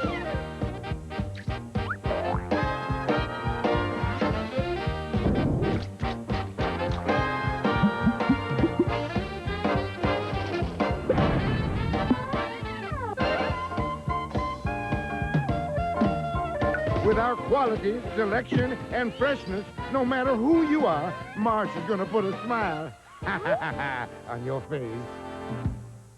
As a racing fan, you may be familiar with our work. We're Kiko Motorsports, the racing division of Kiko Engineered Coatings, and we create durable, permanent lubricity coatings that provide thermal barriers to protect against excessive heat, corrosion, friction, and oxidation. We provide coatings to last longer, cost less, and enhance your overall performance. Our coatings are used by the top racing teams in the world in nearly every form of racing. Call today for our free corporate video to see what Kiko can do for you. It's the greatest spectacle in racing. And now the greatest radio show covering the 500 has come to television. It's hosted by national racing expert Bob Jenkins. It's live. It's got guests from the 500. And it's interactive, giving you the chance to call in and ask questions. I'm Bob Jenkins. Join us this week as we preview Pole Day. Indy Live with Bob Jenkins. Tune in, call up, and hold on. If it happens at Indy, it happens on Indy TV, the television station of the Indianapolis Motor Speedway. Want to come up and play with the pros? Can't do it if you stay down with drugs. Flying at 500 miles an hour with the Navy's Blue Angels means you've got to be at the top of your game. And the only way to get there is to stay in school and drug-free, because living like flying is a life or drug situation. Racing excitement you can't afford to miss on Bowl Night this Saturday night on the Superfast IRP Oval as thunder and lightning hits close to home with the 7th annual Clark Oil Indiana Sprint Classic, featuring the Loctite USAC sprint cars in 120-mile-an-hour wheel-to-wheel battles, the drivers aiming for a share of the Simpson Open Wheel Challenge first. An exciting GW Beers Auto Parts semi-feature gives one last chance to make the feature field. Gates open at 5, racing at 8 this Saturday night. The Clark Oil Indiana Sprint Classic at IRP. Looking for a different way to spice up dinner? Take a new look at cheese. Think of cheese as a zesty way to perk up your chicken, or cheese as a tangy topping for tastier fries. Awesome!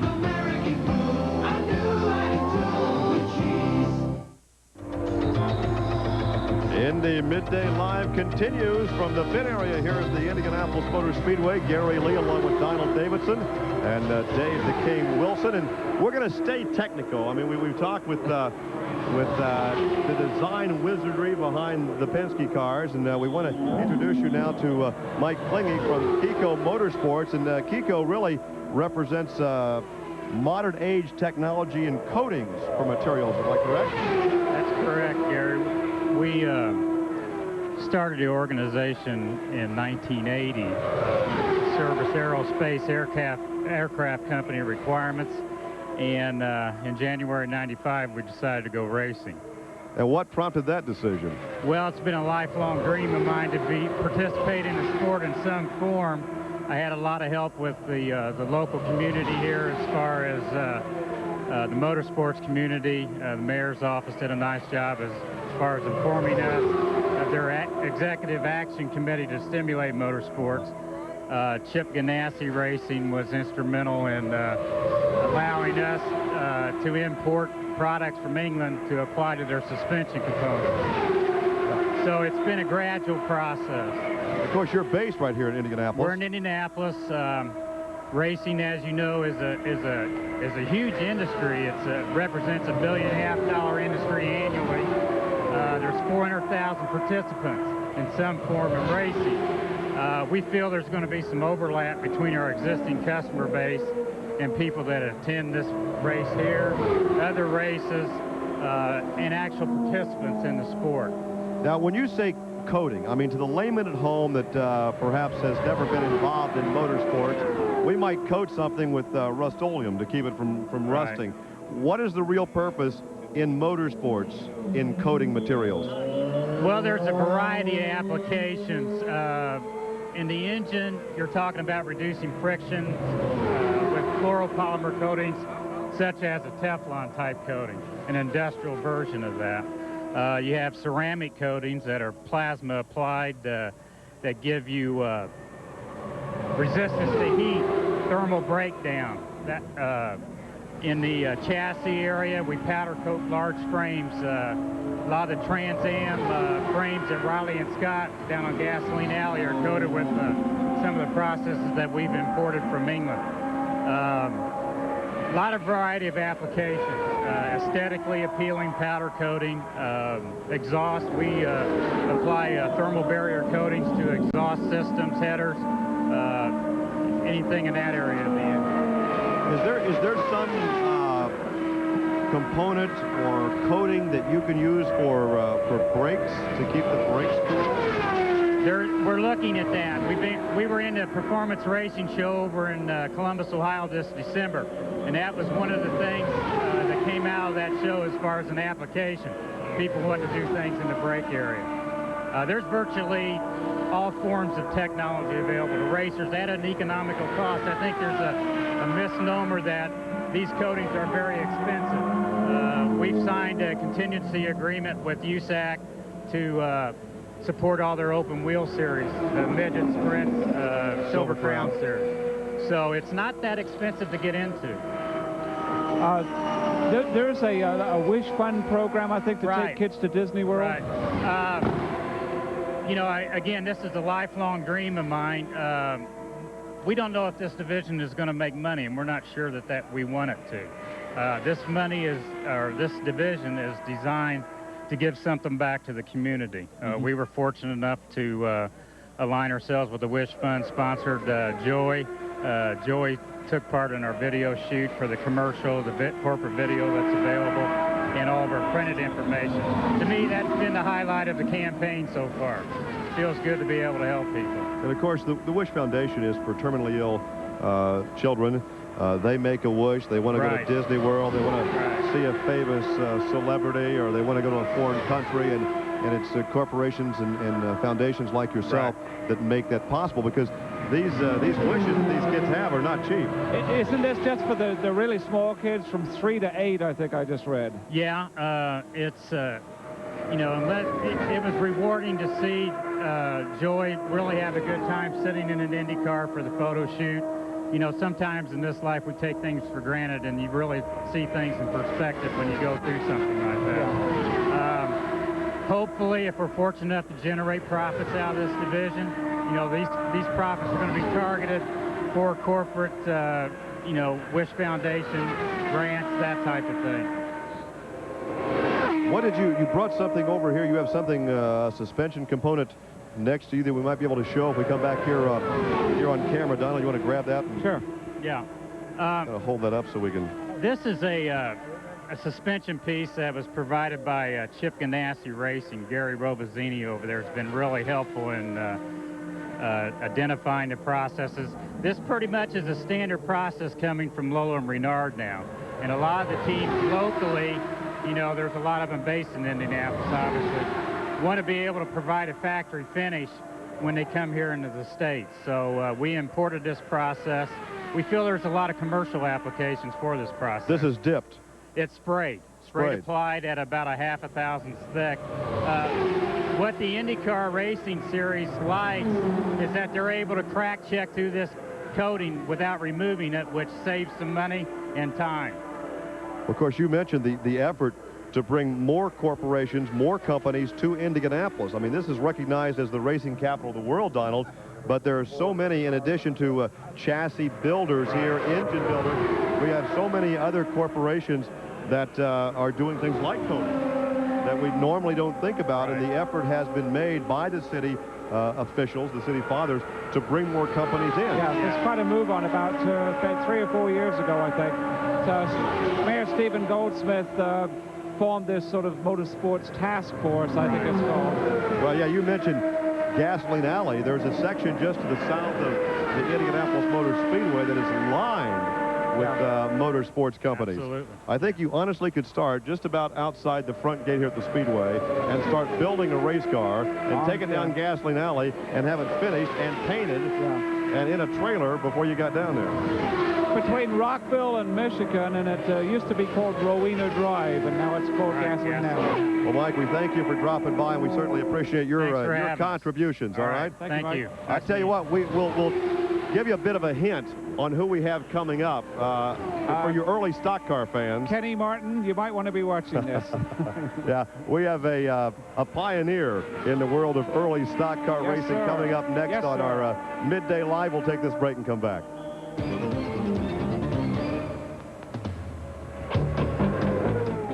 Catch all the excitement of the greatest spectacle in racing with the official apparel of the 1995 Indy 500.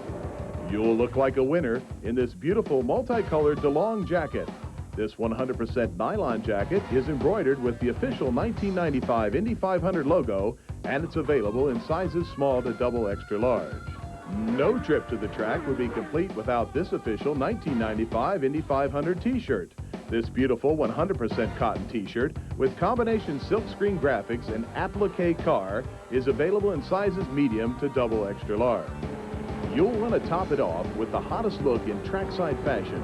This 1995 official Indy 500 hat from Logo Athletic is fully adjustable and comes complete with the official logo from this year's race. Let us put you in victory lane. Just call 1-800-955-4639. That's 1-800-955-INDY. A better way at Bill Estes Chevrolet is better prices, better selection, better payments, but really it's better people committed to satisfying the needs of our customers every day. We constantly resell the fact that we're really the people to do business with. We are every day trying to be better than we were the day before in satisfying the needs of the customer. You know, the word is spreading, and now more than ever, there is a better way to drive, and that's at Bill Estes Chevrolet. The Indianapolis Motor Speedway, Indy TV, together, a reflection of the greatest spectacle in racing. And now you get the inside track to the qualifying runs of the world's fastest drivers with in-depth interviews. Well, right now, when you say speed here at the Indianapolis Motor Speedway, you only have to say two words, Team Menard. Find out who's up to speed and who's not with Indy TV's qualifying summary this weekend at 6 and 11. When it happens at Indy, it happens on Indy TV, the television station of the Indianapolis Motor Speedway. Hi, I'm André Ribeiro. Hi, I'm Gilles DeFerrin. Hi, I'm Scott Goodyear. I'm Raul Boisel. Hi, I'm Stefan Johansson. Hi, I'm Scott Brayton, and I'll be running every day at the Speedway in Menard's Quaker State number 60 IndyCar. You can watch me on Indy TV. Be there. I smoke, but when I'm shopping, it's not part of the bargain. So I bought into something else. Wrigley's Spearmint Gum. It has a cool, clean taste I can take anywhere I shop. So when I can't smoke, I bring along pure chewing satisfaction. All this week, we have been talking about the Menards, but knock, knock, who's there? The Hondas. We've been waiting for this one. We've been waiting for Scott Goodyear to clock a good one. Scott Goodyear, and we had to say it on Firestones. We had to say Goodyear on Firestone. Goodyear on Firestone. With Honda power at 230.852. That is the Tasman Racing entry. He is the teammate to Andre Ribeiro, a rookie for Steve Horn Racing, and it's 230.144 for Ribeiro. So both the rookie and the veteran are edging over 230 miles an hour. And if you have just joined us and you've missed out on the big news of the day, it is speed, it is fast.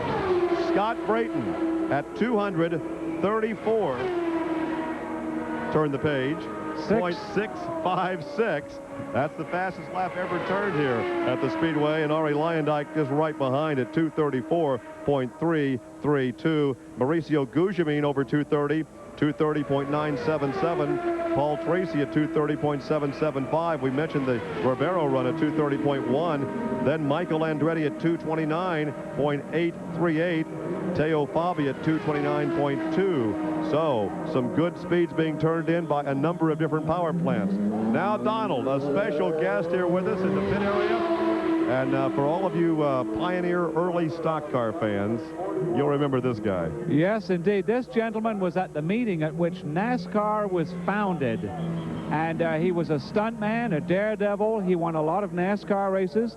And then he, as it was known in those days, bolted NASCAR to join AAA because he wanted to drive at the Speedway. He was the AAA stock car champion in 1953 and 1955. And in 1954, he took a rookie test at the Indianapolis Motor Speedway. His real name, and I bet you don't know this, is Francisco Menendez. No, I didn't know that. But he's better known as Frank Rebel Mundy from Atlanta, Georgia. And he's always a spiffy dresser, too. Are you still preparing the sandwiches for the Penske team as you did several years ago? Well, about 5 years, I got so tired of that Roger says, you need some help. So he put some girls in there and relieved me.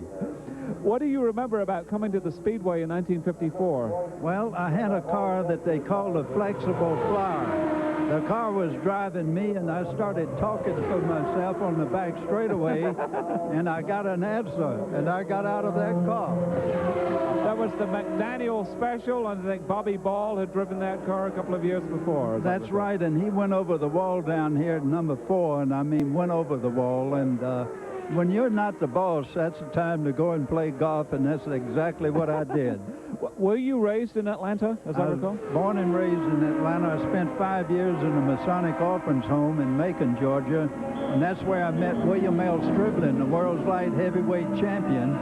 And I saw that he had a motorcycle, an airplane, and a cord, and I said, someday I'm going to have all of those things. I was going to bring that up because I know there's probably some boxing enthusiasts that are watching this show. So Bob Collins or Russ Leonard or Fred Burns, if you're watching, young Stribling. In fact, did you used to work out with young Stribling? After I'd milked the 2 cows in the morning in the school, he lived directly across from the school that I was going to, the grammar school.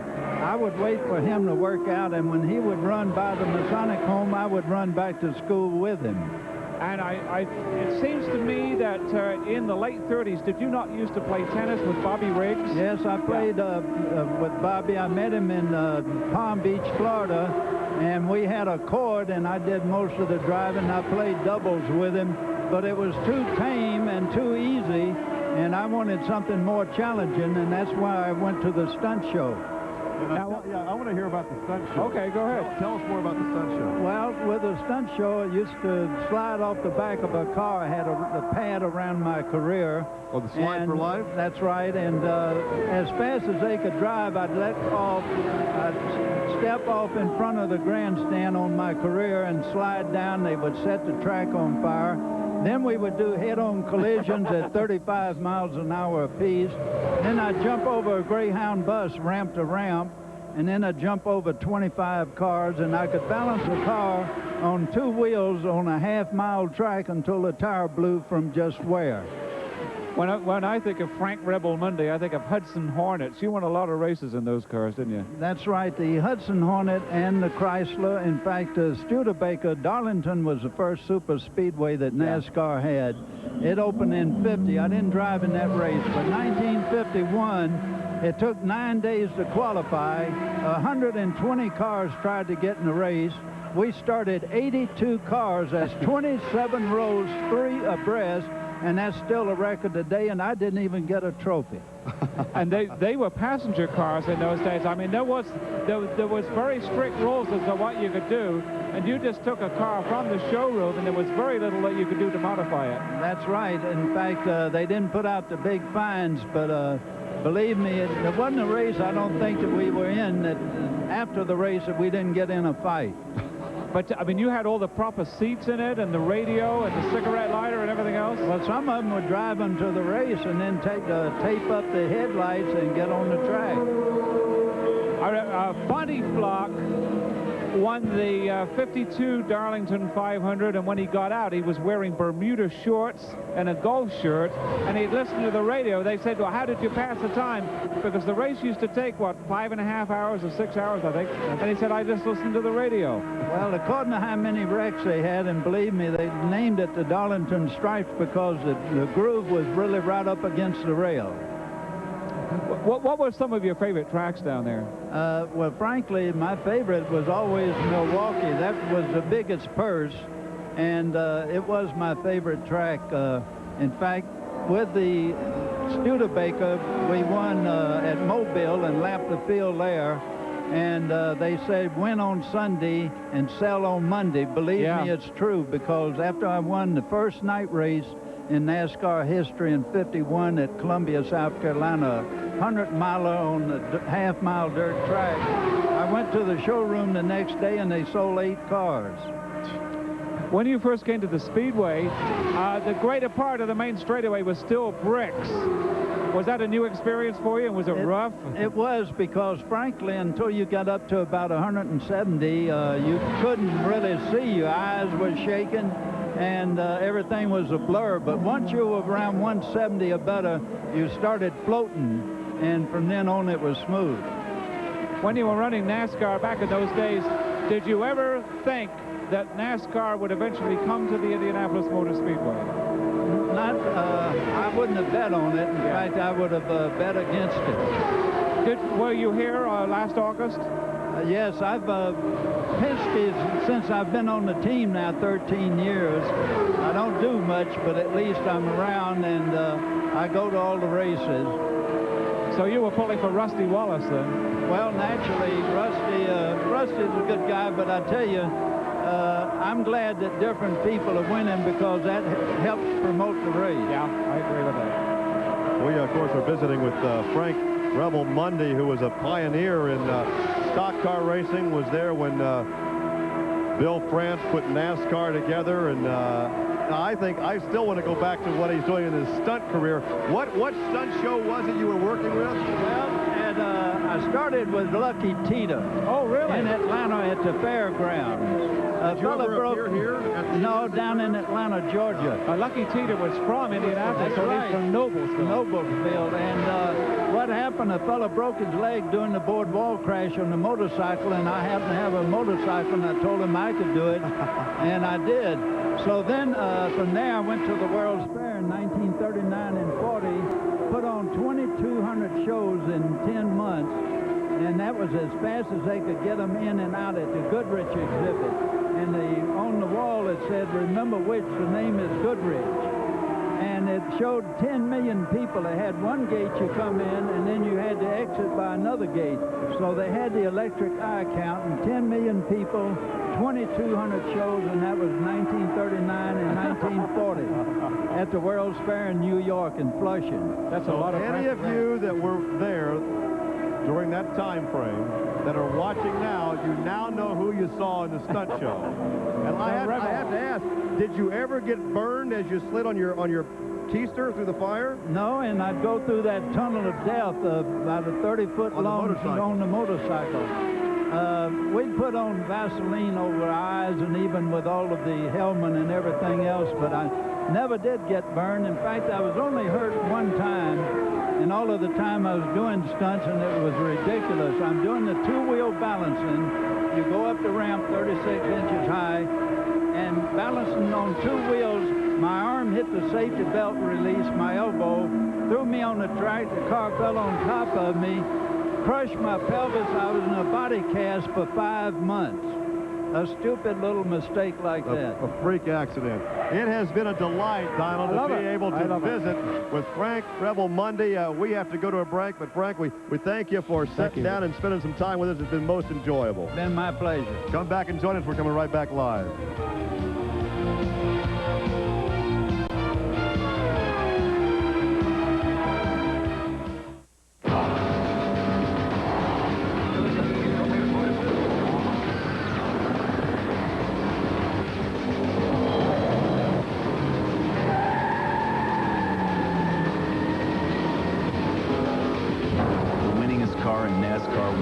History is back.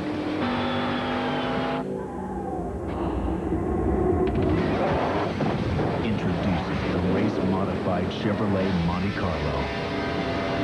Racing excitement you can't afford to miss on Bowl Night this Saturday night on the Superfast IRP Oval as thunder and lightning hits close to home with the 7th annual Clark Oil Indiana Sprint Classic, featuring the Loctite USAC sprint cars in 120-mile-an-hour wheel-to-wheel battles. The drivers aiming for a share of the Simpson Open Wheel Challenge purse. An exciting GW Beers Auto Parts semi-feature gives one last chance to make the feature field. Gates open at 5, racing at 8 this Saturday night. The Clark Oil Indiana Sprint Classic at IRP. Prepare yourself for the ride of your life. When Indy TV takes to the track, bringing you over 60 hours of 500 race programming, more speedway coverage than any TV station in the city, more than any TV station in the state, more coverage than any TV station in the nation. Watch, because when it happens in Indy, it happens on Indy TV, the television station of the Indianapolis Motor Speedway. Your employees in the National Guard and Reserve may seem different, more willing to make the extra effort to get the job done right. So when they need time off to serve, remember, it's good for our country. Glad you could all make it. And your business. Think there's no hope for your hair? There is. Just give it 14 days with Pantene Pro V, and you'll see a real difference. The Pro Vitamin formula penetrates root to tip, improving the whole length of your hair. Shinier, healthier looking hair within just 14 days. It won't happen overnight, but it will happen. And 14 days is just the beginning. Pantene Pro V, for hair so healthy it shines. The more you use it, the better it gets. I smoke, but when I travel, it's not on the itinerary.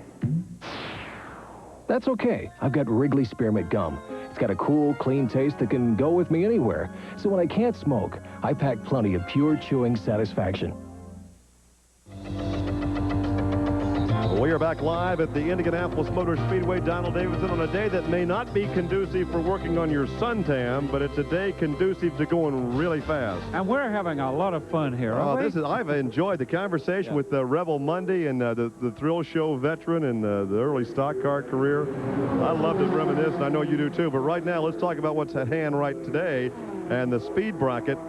Scott Brayton, once again, the quick one today at 234.656. That unofficially. Now, remember, they only officially set speed in qualifying. Absolutely. So, unofficially, that is the fastest lap ever turned.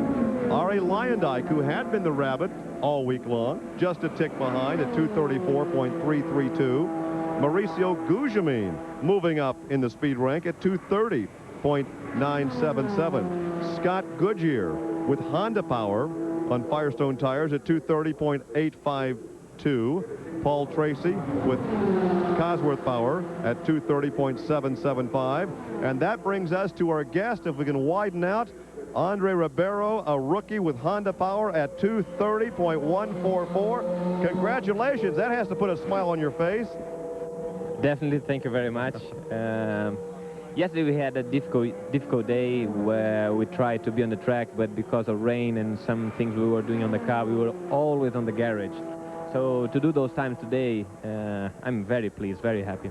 Well, of course, you kind of put yourself in the spotlight. There seems to be that magic number of 230, and although we've talked about the fast lap ever at 234, you know, there are only 1, 2, 3, 4, about 5, 6 guys that have gone 230. And you're a rookie. You're not supposed to steal the thunder from all the veterans, but here you are as a rookie with Honda power. You have to be very pleased with that power plant. Yeah, definitely. I think the package that we have, Reynard, Firestone tires, and Honda engine, is a very good package. The Honda guys are doing an incredible job comparing with what they did last year, so the improvement is incredible. And I really believe that Scott is just on the track right now, and he will definitely improve this time even more. We were speaking about your great time and your speed of 230.144. Donald and I were saying, well, where's Scott? Where's Scott Goodyear? And boy, all of a sudden he comes out there and knocks off a 230.852. Now, do you feel comfortable as a first-time driver here, as a rookie? Are you comfortable at that speed in the race car? Well, I'm very comfortable right now, especially on those last 2 runs. The car looks very solid, but it's still so many things to learn. When I went out of the car and I started to talk with Scott, describing how the car is performing, I could notice that I have a lot to learn here. But now you do have the advantage of coming here with a team that is owned by Steve Warren. Steve, of course, was the crew chief for Bobby Rahal when he won here in 1986, when he won his 2 championships. You also have the advantage of having a veteran driver in Scott Goodyear. So, you know, the wise thing to do, I suppose, as a rookie is really to listen and learn as much as you can and really utilize the veterans that you have around you. It's exactly what I'm trying to do, listen to them all the time, and I can learn. This is the main thing. When I came to this place for the first time, my main word was learn. Sao Paulo is where you are from. Did you know Emerson Fittipaldi? Yes, I know him very well, and he is the responsible for all of us to be here. Okay, but I mean, did you know him sort of like years ago when you were a little boy, or? No. He was my hero since I started to think about motor racing. So now to be together with him, yesterday we were doing physical exercise together on the gym. So it's great. And did you know Christian, or have you just met him recently? No, I know Christian since from the beginning. We did race go-karting together. Oh, you race go-karts together, okay. You know, that's a good point. So many drivers today are coming from a background in go-karts. And when young people come to me and say, I'd like to go racing, what do? I say, you know, if you're over the age of quarter midgets, go to go-karts because they're very fast, very responsive, and so many drivers in IndyCar racing and Formula One have experience in go-kart racing. Yeah, I think definitely the go-karts are the best school because first, the cost is not very high, and you can learn a lot because they are very fast. For the size and the speed that they have, it's incredible the amount of learning that you can get, that you can have from the go-karting. And also the competition is very high, so it's the best school on my point of view. You know, I have to ask, it was just 2 weeks ago today that rookie orientation began with a meeting in the USAC office. You were given some instruction from the chalkboard, and then it was be 2 weeks ago tomorrow you were on the track for the first time. Now you're at 230 miles an hour. What have you learned about this place in the past 2 weeks that you didn't know 2 weeks ago? Well, almost everything, because I really tried to forget about everything I had on my mind before, the experience that I had on other ovals, because here is a completely different situation. The speeds that you go into the corner, they are very high, so it's completely different. So I try to start from zero, from the beginning. As I said, I try to listen everything that Scott could tell me, all the drivers, and also my team, Steve Horn. So I did learn a lot, and it's definitely helping me a lot inside the track. Well, now, do you find it's more difficult to get acclimated to the consistently high speed, or is it more difficult to adapt yourself to the traffic out there? Well, right now, I'm trying to avoid completely the traffic. When I have a car in front or behind, I try to slow down and leave them pass, because I need to learn first time what is the best line, where I have to be on the track, so by myself. I really want to do a very good qualifying, and then next week start to learning about traffic. Are you signing a lot of autographs? Are the ladies running after you? Well, this place is magic. Everybody, all the people, they are very friendly. All the fans, they really enjoy this place. They really have a fantastic attitude. So I really feel great just to be part of this event, this show. And when I sign autographs, I really feel proud of myself just to be here.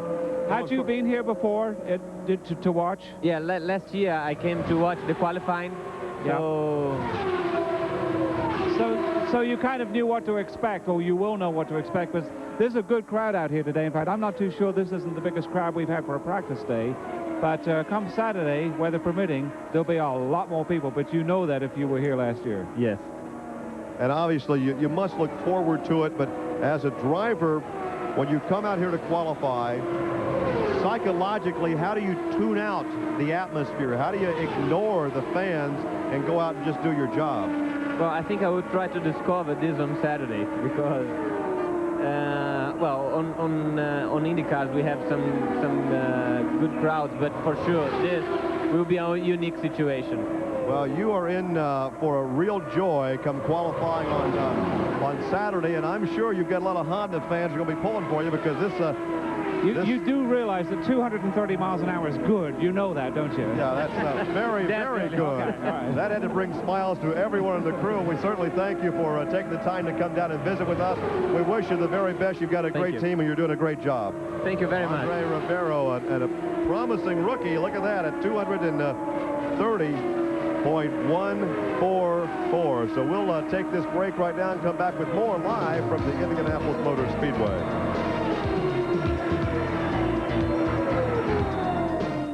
Catch all the excitement of the greatest spectacle in racing with the official apparel of the 1995 Indy 500. You'll look like a winner in this beautiful multicolored DeLong jacket. This 100% nylon jacket is embroidered with the official 1995 Indy 500 logo, and it's available in sizes small to double extra large. No trip to the track would be complete without this official 1995 Indy 500 t-shirt. This beautiful 100% cotton t-shirt with combination silkscreen graphics and applique car is available in sizes medium to double extra large. You'll want to top it off with the hottest look in trackside fashion. This 1995 official Indy 500 hat from Logo Athletic is fully adjustable and comes complete with the official logo from this year's race. Let us put you in victory lane. Just call 1-800-955-4639.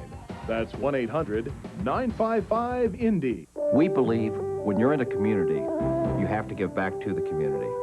I've lived here my whole life, and I'm proud to say that with your help, we've been part of the community for over 50 years. And it's a commitment that just keeps growing. From the excitement of big league sports to the elegance of Symphony on the Prairie, from new discoveries at the Children's Museum to wild times at the Indianapolis Zoo, Marsh is proud to bring you the best of Indiana. And that's a lot of smiles. 78 years of the Indy 500. Now you get to decide the race of the century.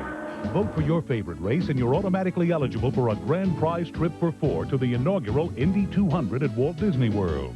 Call us on the Indy TV Race of the Century vote line toll-free at 1-800-463-9881. That's 1-800-INDY-TV1. One entry per household, please. Watch for the Race of the Century Saturday mornings at 10, and if you see your name, call us back and you're a winner. I am Adrien Reynard. Hi, I'm Gilles DeFerrin. Hi, I'm Scott Goodyear. I'm Rebel Mundy. Hi, I'm Stefan Johansson. Hi, I'm Scott Brayton, and I'll be running every day at the Speedway in Menards Quaker State number 60 IndyCar. You can watch me on Indy TV. Be there. These have always brought me luck. White Diamonds, the intriguing fragrance from Elizabeth Taylor. White Diamonds for Mother's Day, a $117 value, just $45.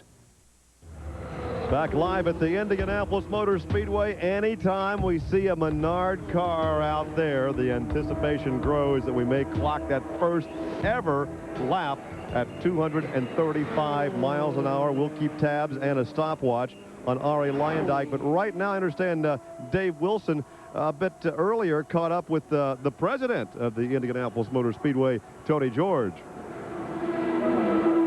Well, it's WNDY-TV Channel 23 day here at the Hallman Suite, which explains how I got in. Thank you very much. Tony George, of course, is our guest and our formal guest up here. You're kind of hanging up here schmoozing with some of your friends? Well, yes, we always try to get a free lunch whenever we can. We try and utilize our suite throughout the month by allowing some of the television stations and police agencies and whatnot an opportunity to come up and host some people who help them through the year and work with them. And once in a while I sneak up here and eat some of their food. Now, do you ever have anything to say about the menu here in the suite there? Do you ever say, hey, I'm tired of hot dogs, let's get some good food in here?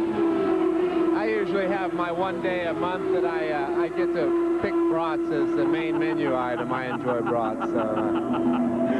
What do you do now during the day? What are your responsibilities during the day? Do you have anything? I mean, you pretty much turn the actual race running over to USAC and Tom Binford. What are your responsibilities during the day?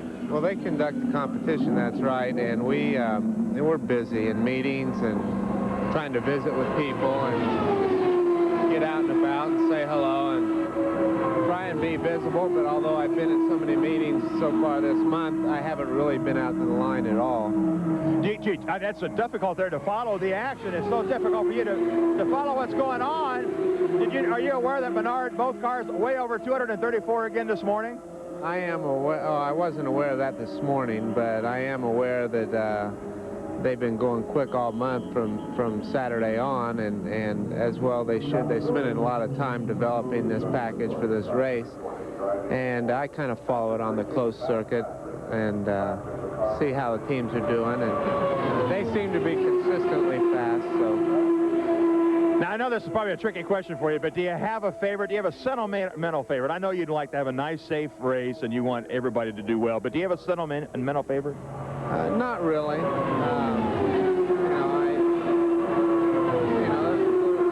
reason we run the race is part of a competition, and I really don't have a favorite in the competition, sentimental or otherwise. You have driven race cars before. Now, have you ever snuck out here during a test day in an Indy car? Has AJ ever let you jump into one of his and taken a couple of laps at the Speedway? Yeah, I have had the opportunity to do that several years ago. I didn't fit in it very well, though, so it was a little difficult. You had the Rocky Moran syndrome. You're just too doggone tall, so it kind of buffeted your head around. But how fast were you running? I don't really recall. It seems to me I did one lap average of 186 or something like that, 184. Well, we're glad you're running the place instead of driving at the place, because it seems to have a great steady hand at the wheel. We're real glad to have you running the place, obviously. But thanks for having us up here in the suite, and we're having a good time up here. And can I go get something to eat now? You bet, Dave. Cool. Thanks so much. Tony George is our guest. You talk about schmoozing there, but did he bring us back something to eat? Well, he'll be back later, perhaps. I was over here. I was over here when Tony did that. It was during tire tests, and it was. I can't remember now if it was the spring of '85 or the fall of '85. I remember it was cold, and when there was a USAC function over in the Turn 2 suites, We knew Foyt was testing. The cars were still coyote orange in those days. And towards the end of the day, probably about 5:45, out goes this car, comes around turn 2. We're hanging over the fence looking at it, and it's not Foyt's helmet. It's a plain white helmet. Who is this? So somebody said, well, it could be Howdy Holmes, because we know that he's been hanging around with Foyt and trying to get a ride. And anyway, the end result was that the car did 5 laps, came in, did another 5 laps, and got up to speed, and it was Tony George. And I think it was he said 186. Right at almost 190. He was very, very close to what would have been qualifying speed, and he did it in just those 2 5-lap segments. So he will have done something that you and I will never have the chance to do. Well, he had a little more pull than we did. All right, well, we can tell you we had a tow-in on Raul Boisel. He shut that car down on the backstretch, and they had to tow him back in, and I think we'll quickly take another break and then come back with another special guest.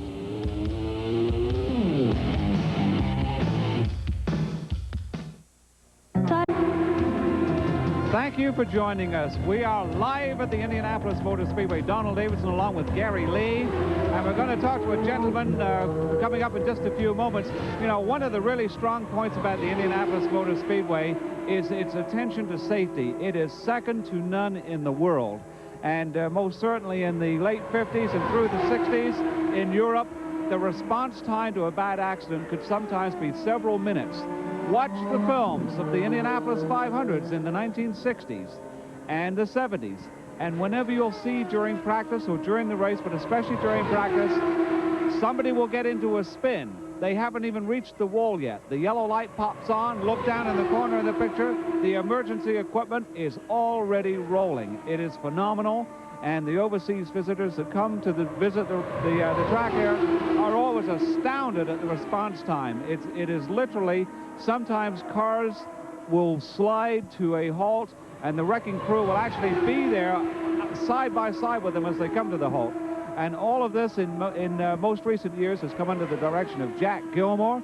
And Jack, we welcome you to take a few minutes out, and hopefully you won't be called away while we're doing this interview. Thank you, Donald. It's good to be here, and thank you for the kind words about the crew.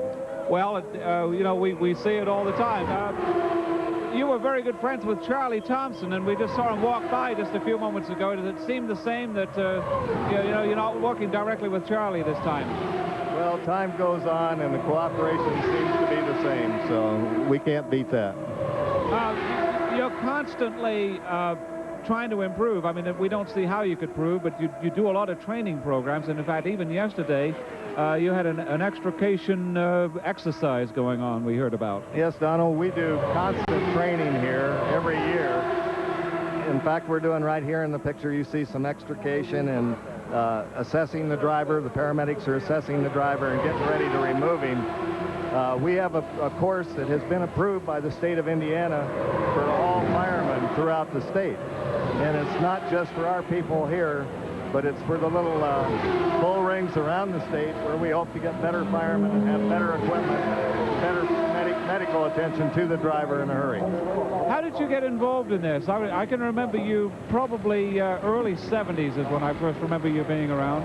I got drafted by Dick King? By Dick King and Art Myers at USAC in Phoenix in about 68, 69. Okay, I figured it was somewhere in there. And then, so because you are from Phoenix.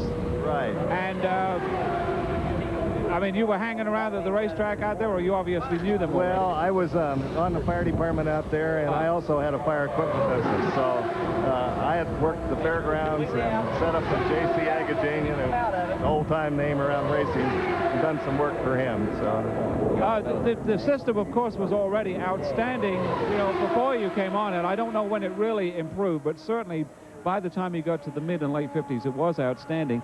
In the time that you've been on board, what are some of the things that you've implemented? Well, I think the biggest thing we've done is start a training program. And most of our people now come from local fire departments. And I shouldn't say just local. We've got people from as far away as Phoenix, Arizona, Louisville, who are regular firemen. And we've just increased the training. We've increased the duties here at Indianapolis Motor Speedway. We take care of their facilities as well as the track. I remember the Hearst Jaws of Life. Was that just before your time? I think that was around 69 or so. Jaws of Life, I think we got, after a couple of crashes up on the north end in 70 or 71, you're right. Also, another thing, too, is the fact that you could... I've seen footage from the 30s that's pretty horrific, where a driver will be thrown onto the track, or maybe still in the car, or injured, or the car's gone over the wall, as used to happen in the 30s, and these well-meaning fellows go down, and they'll pick the driver, or in the case of the riding mechanics, off the ground, underneath the arms, and they're running along, and the fellow's bouncing up and down, and if he wasn't injured in the accident, he's being injured now. They now use the straight boards, and it's really something to watch. It's almost like a ballet. I remember watching the extrication of Nelson Piquet in 1992, and how delicately the operation was to get the driver out. Professionalism is a lot more than it was in the 30s. With fire departments and medical all over the country, and with the help of Dr. Bach here, we have his paramedics, and we've had a tremendous training program. There's a lot of accidents that have taken place here, and the drivers owe their health and their well-being to you and your crew, most certainly. Well, I can't say enough for our crew. They work very hard, and they try and be the best. We try and set the standards. Well, you certainly have set the standards for a lot of years, and we certainly hope that come qualifying days and race day, you just have a most enjoyable, relaxing day with nothing to do but watch. Maybe Tony let me come up to the suite. There's some food up there. Right. If the king didn't eat it all. Chief, we thank you for dropping by, and I think we have a break to go to, and we'll come back with a guy that would love to be here in the future, a very promising USAC open-wheeler.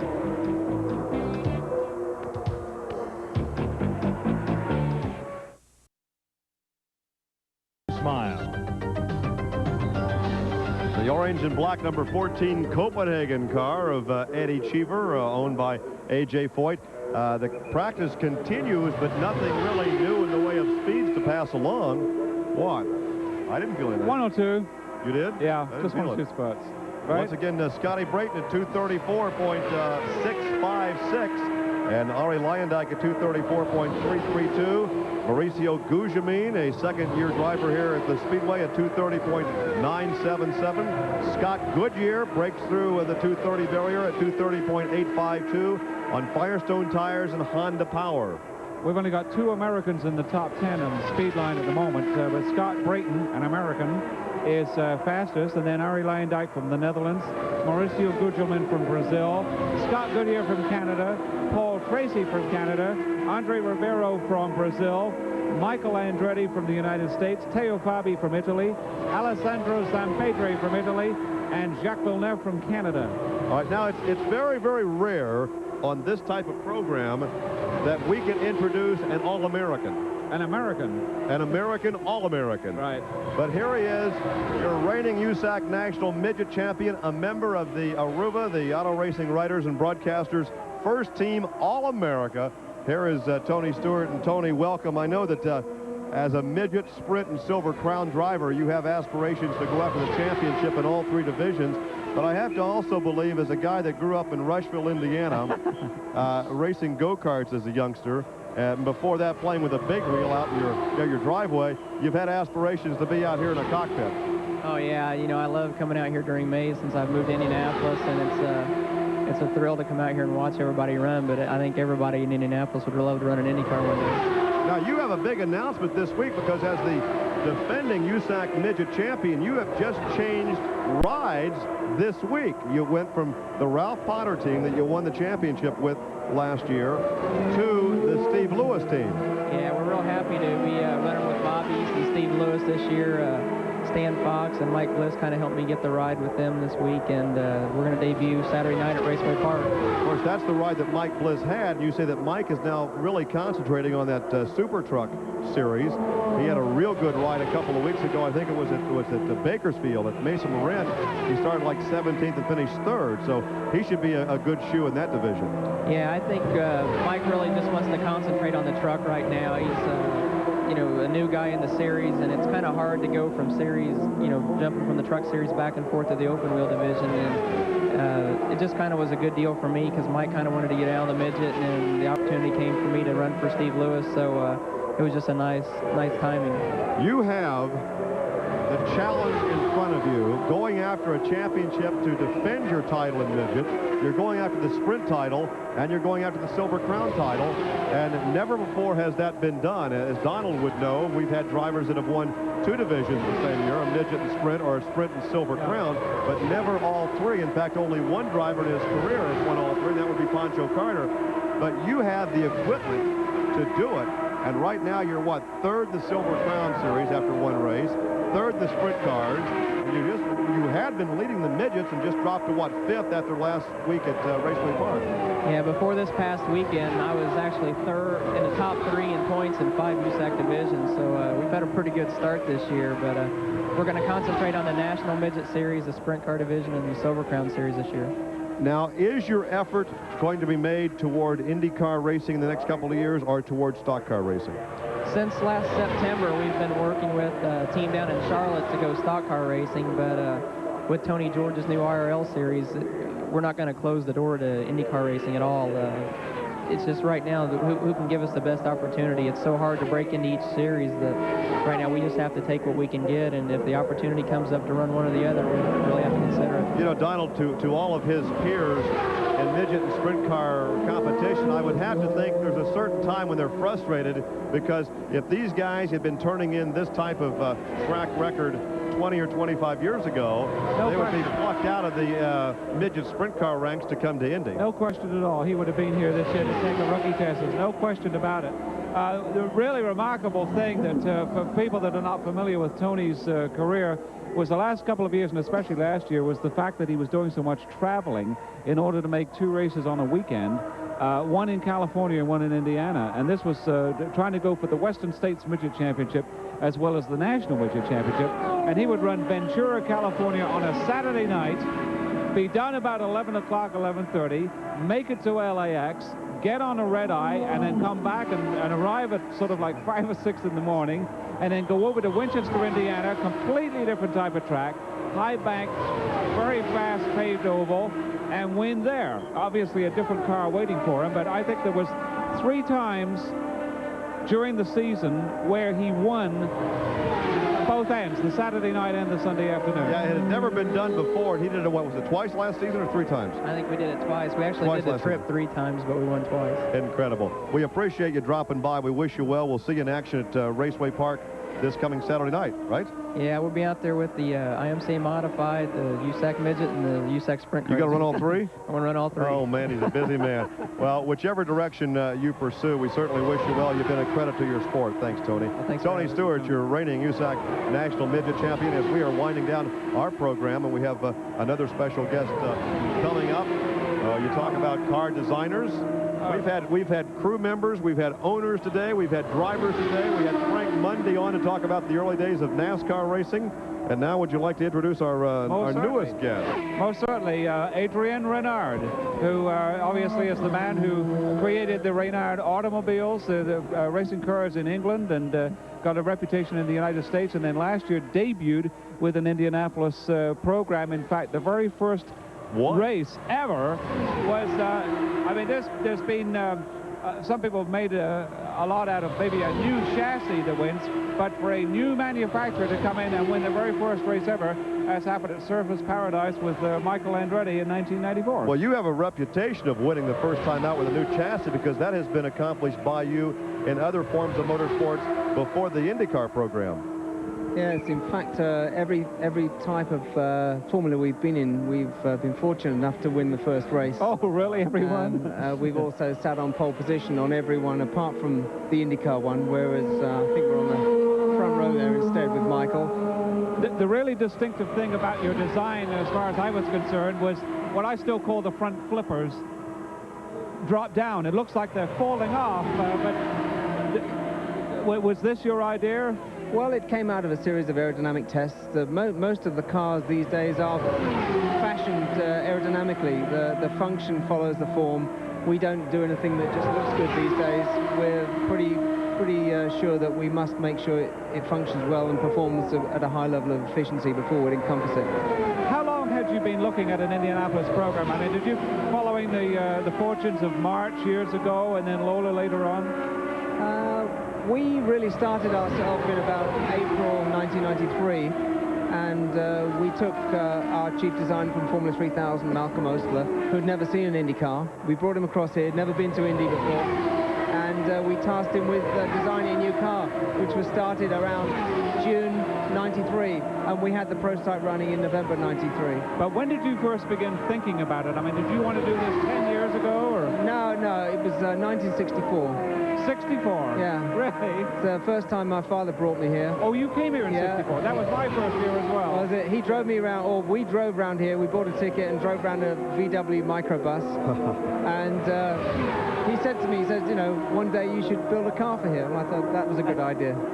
Well, Jim Clark and Dan Gurney with the Lotuses that year, and it was Jack Brabham built a car for John Zink that Clint Varner copied, and the Brana Hawk was based on that Brabham car that year. I've been told not to argue with you about anything historical, okay. So I'll take your word on that. He's been brought up to speed on your memory.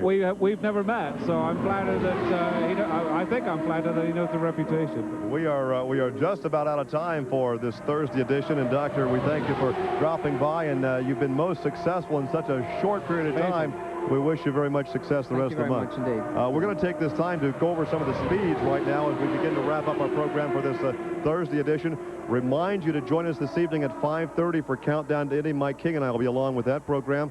Don and I, along with the King, will be back tomorrow at 11. This has been fun. Oh, I am really enjoying this. I'm going to miss this. I've been thinking, you know, this is going to come to an end Friday next week, and I'm going to really miss doing it. We've enjoyed this show today, and we've enjoyed talking about these phenomenal speeds. But once again, there across the crawl on your screen, you can see the top 10 speeds of today. A couple of updates. The Robbie Gordon speed of 229.779. That's a good speed for him today. Not quite as fast as he was a couple of days ago when he was just a tick faster. Jimmy Vasser, look at that, 229.101 for Vasser. Bobby Rahal at 227.6. But still, the quick one is Scott Brayton at 234.656, the fastest lap ever turned here at the Speedway. And Ari Leyendijk, his teammate, who had been the rabbit on the team earlier in the week, just a tick behind at 234.332. And as we look at the windsock, Donald, the winds are almost straight out of the west, very mild. And overcast skies. This is a great day to be here if you want to see speed, because I really think that we have a shot at that 235 later in the afternoon. Well, in fact, this is sort of like the equivalent of happy hour, because if all goes according to plan, there will be a shutdown here in about 2 minutes. So I think everybody's sort of trying to get one hot one in before the lunch break. That's right, the lunch break between 2 and 3. Then they come back and do some more running at 3 o'clock. Remember, tomorrow is the final full day of practice before we run for the pole on Saturday. If you're out here to join us tomorrow at about 6:20, 6:30, they'll have the draw for the qualifying line. That is always interesting, because usually Dave Calabro does it on the PA, and he has a great rapport with the drivers and the crew members and the team owners, and we're never really sure who will pull the little ball out of the bag. But A.J. Foyt always used to get a single-digit number for some reason. I don't know how that worked out, but he always got 4 or 7 or something along those lines. Yeah, so once again, practice tomorrow from 11 in the morning. Then they'll take that 2 o'clock break, weather permitting. They come back and practice then from 3 until 6. They'll have the draw. Practice then on Saturday morning for qualifying will actually begin at 8 o'clock. And we'll have, 2 hours practice, but it will be divided into 2 groups. Actually, it's like 3 segments. The first half of the draw go first for 30 minutes of green. Then there's a very short break. And then the second group from the second half of the draw get 30 minutes of green, another short downtime, and then there is an open practice session for anybody that wants it. Then, of course, we qualify until 6 o'clock. Hopefully that will get us through the first round of qualifying, the qualifying draw, if you will. And then that will lock in the pole position. Then we qualify again on Sunday, qualify and/or practice on Sunday.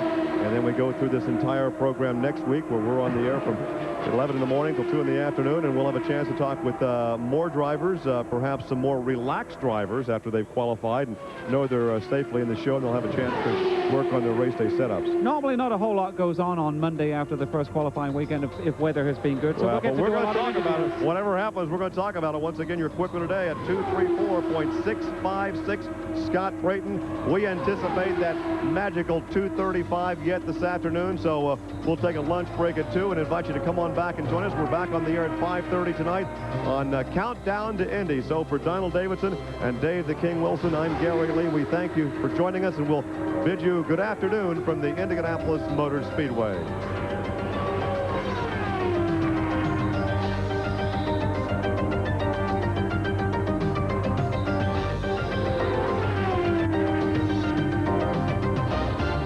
Indy TV, the television station of the Indianapolis Motor Speedway.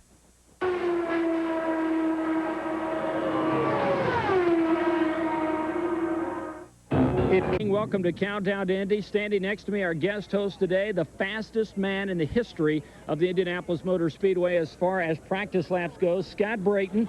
You come here with 13 500s under your belt. You've never gone 234 miles an hour here before, but 234.656, that's not bad. Well, it was very impressive. I was very pleased. Team Reynard did an excellent job with the car, and I just can't say enough good things about this month. Both Ari and I have been very quick, and it'll be a battle to the end. You and your teammate, Ari Luyendyk, have topped the speed charge for all 6 days. I tell you, we're going to talk more with this guy. First, though, let's check out some of the news happenings of the day here at the Indianapolis Motor Speedway. On Monday, Ari Luyendyk went out and turned the fastest practice lap in the history of the Indianapolis Motor Speedway, 234.107 miles an hour. This morning, he was back at it, and in just 16 minutes after 11, he eclipsed his own record, 234.332 miles an hour. The new unofficial track record brought a smile to Team Menard manager Larry Curry's face. Conditions are very good, but unfortunately it's also very busy on the racetrack, so to get a clear lap in is virtually impossible. So, I mean, I just came off the track and run a 234 lap in traffic, so it's hard to get a clean lap. I wish I could just get 2 clean laps, because I don't even get a chance to try a second quick one because I always run into traffic. But just 16 minutes later, Luyendyk's teammate Scott Brayton became the fastest man at the Speedway during this month of May. 234.656, the fastest lap of the month. They continue to move that mark upwards. 234.6 for Scott Brayton. For team manager Larry Curry, 234-mile-an-hour laps are becoming rather routine. As for the assault on the record, let's go back to 1992. Roberto Guerrero, the man on the track, he turns 4 laps at 232.482. We asked Roberto, with a forecast Saturday calling for temperatures in the 80s, will Team Menard still get the record? Oh, I think it will anyway. I think those cars, the way they're working right now, it can be 100 degrees or snowing, and they still would get the record. It seems like they have it all handled, so I'm afraid the record is pretty much gone. It doesn't matter the conditions. What might go down as the comeback story of the year at Indianapolis in 1995, Honda. Scott Goodyear and Adrien Ribeiro, Tasman Motorsports teammates, both out in their Honda-powered Reynard entries. Goodyear, 232.246. Ribeiro, the fastest rookie of the month, 230.144. Hopes are high in the Honda camp. We're very pleased. Everybody in the Tasman team is doing a great job, and the Honda power plant's performing very well for us. And we've been experimenting with some things this week, and the tires, the Firestone tires, are working well. And we've just found another couple miles an hour today, and we hope to find some more today. To be at 230 in just your 6th day of practice here, how happy does that make you? It's great. I was really not expecting this. To be honest, I was trying not to look on the times. Here it's difficult because people talk and all the lights everywhere, but I was really trying to concentrate on myself. So when I saw those times, I'm very happy. Significant gains this morning. These Hondas are really moving now. Both of your drivers over 230 miles an hour.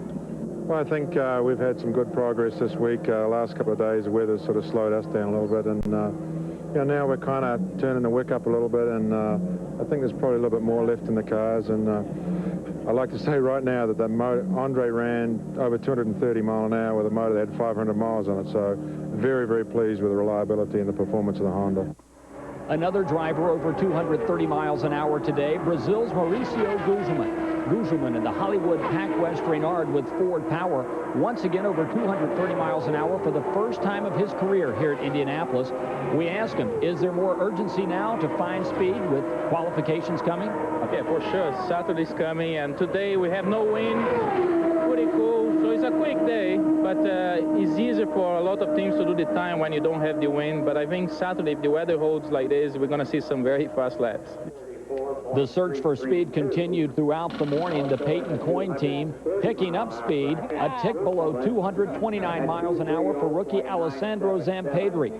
Team co-owner and NFL Hall of Famer Walter Payton on hand in the pit area to extend congratulations. The Ray Hall Hogan team continues to have concerns about finding enough speed to qualify near the front of the pack on Saturday. Raul Boisel out this morning, climbing to nearly 228 miles an hour in the Duracell Lola powered by Mercedes. However, Raul says he needs to find another 2 or 3 miles an hour before Saturday. Will you be able to find another 2 or 3 miles an hour before Saturday morning? Sure, why not? Just that easy? Yeah, that's easy. Yeah, we're working on that's the intention. Okay. All right. So indeed, Raul Boisel among one of many drivers here looking to pick up speed throughout the week. Now, we want to say that suddenly I'm by myself. Well, we've still got 25 minutes of practice left, and Scott Brayton, he's holding on to the fastest lap ever here, the fastest lap certainly of the month at 2:34.656, but they have just rolled out his primary car, and they want to get a few more laps in under these perfect conditions. It's going to be kind of cool. It's going to be a great final 20 minutes of practice. We'll show as much of that to you as possible. As we get set to go to break, let's take a look at today's top speed. Scott Brayton, the fastest lap ever, 2:34.656. Once again, keep in mind that is unofficial because it was not set during practice. His teammate Lion Dyke, Scott Goodyear, as you saw, Mauricio Guzman, Paul Tracy, Ribeiro, Fabian Andretti, a fast, fast day.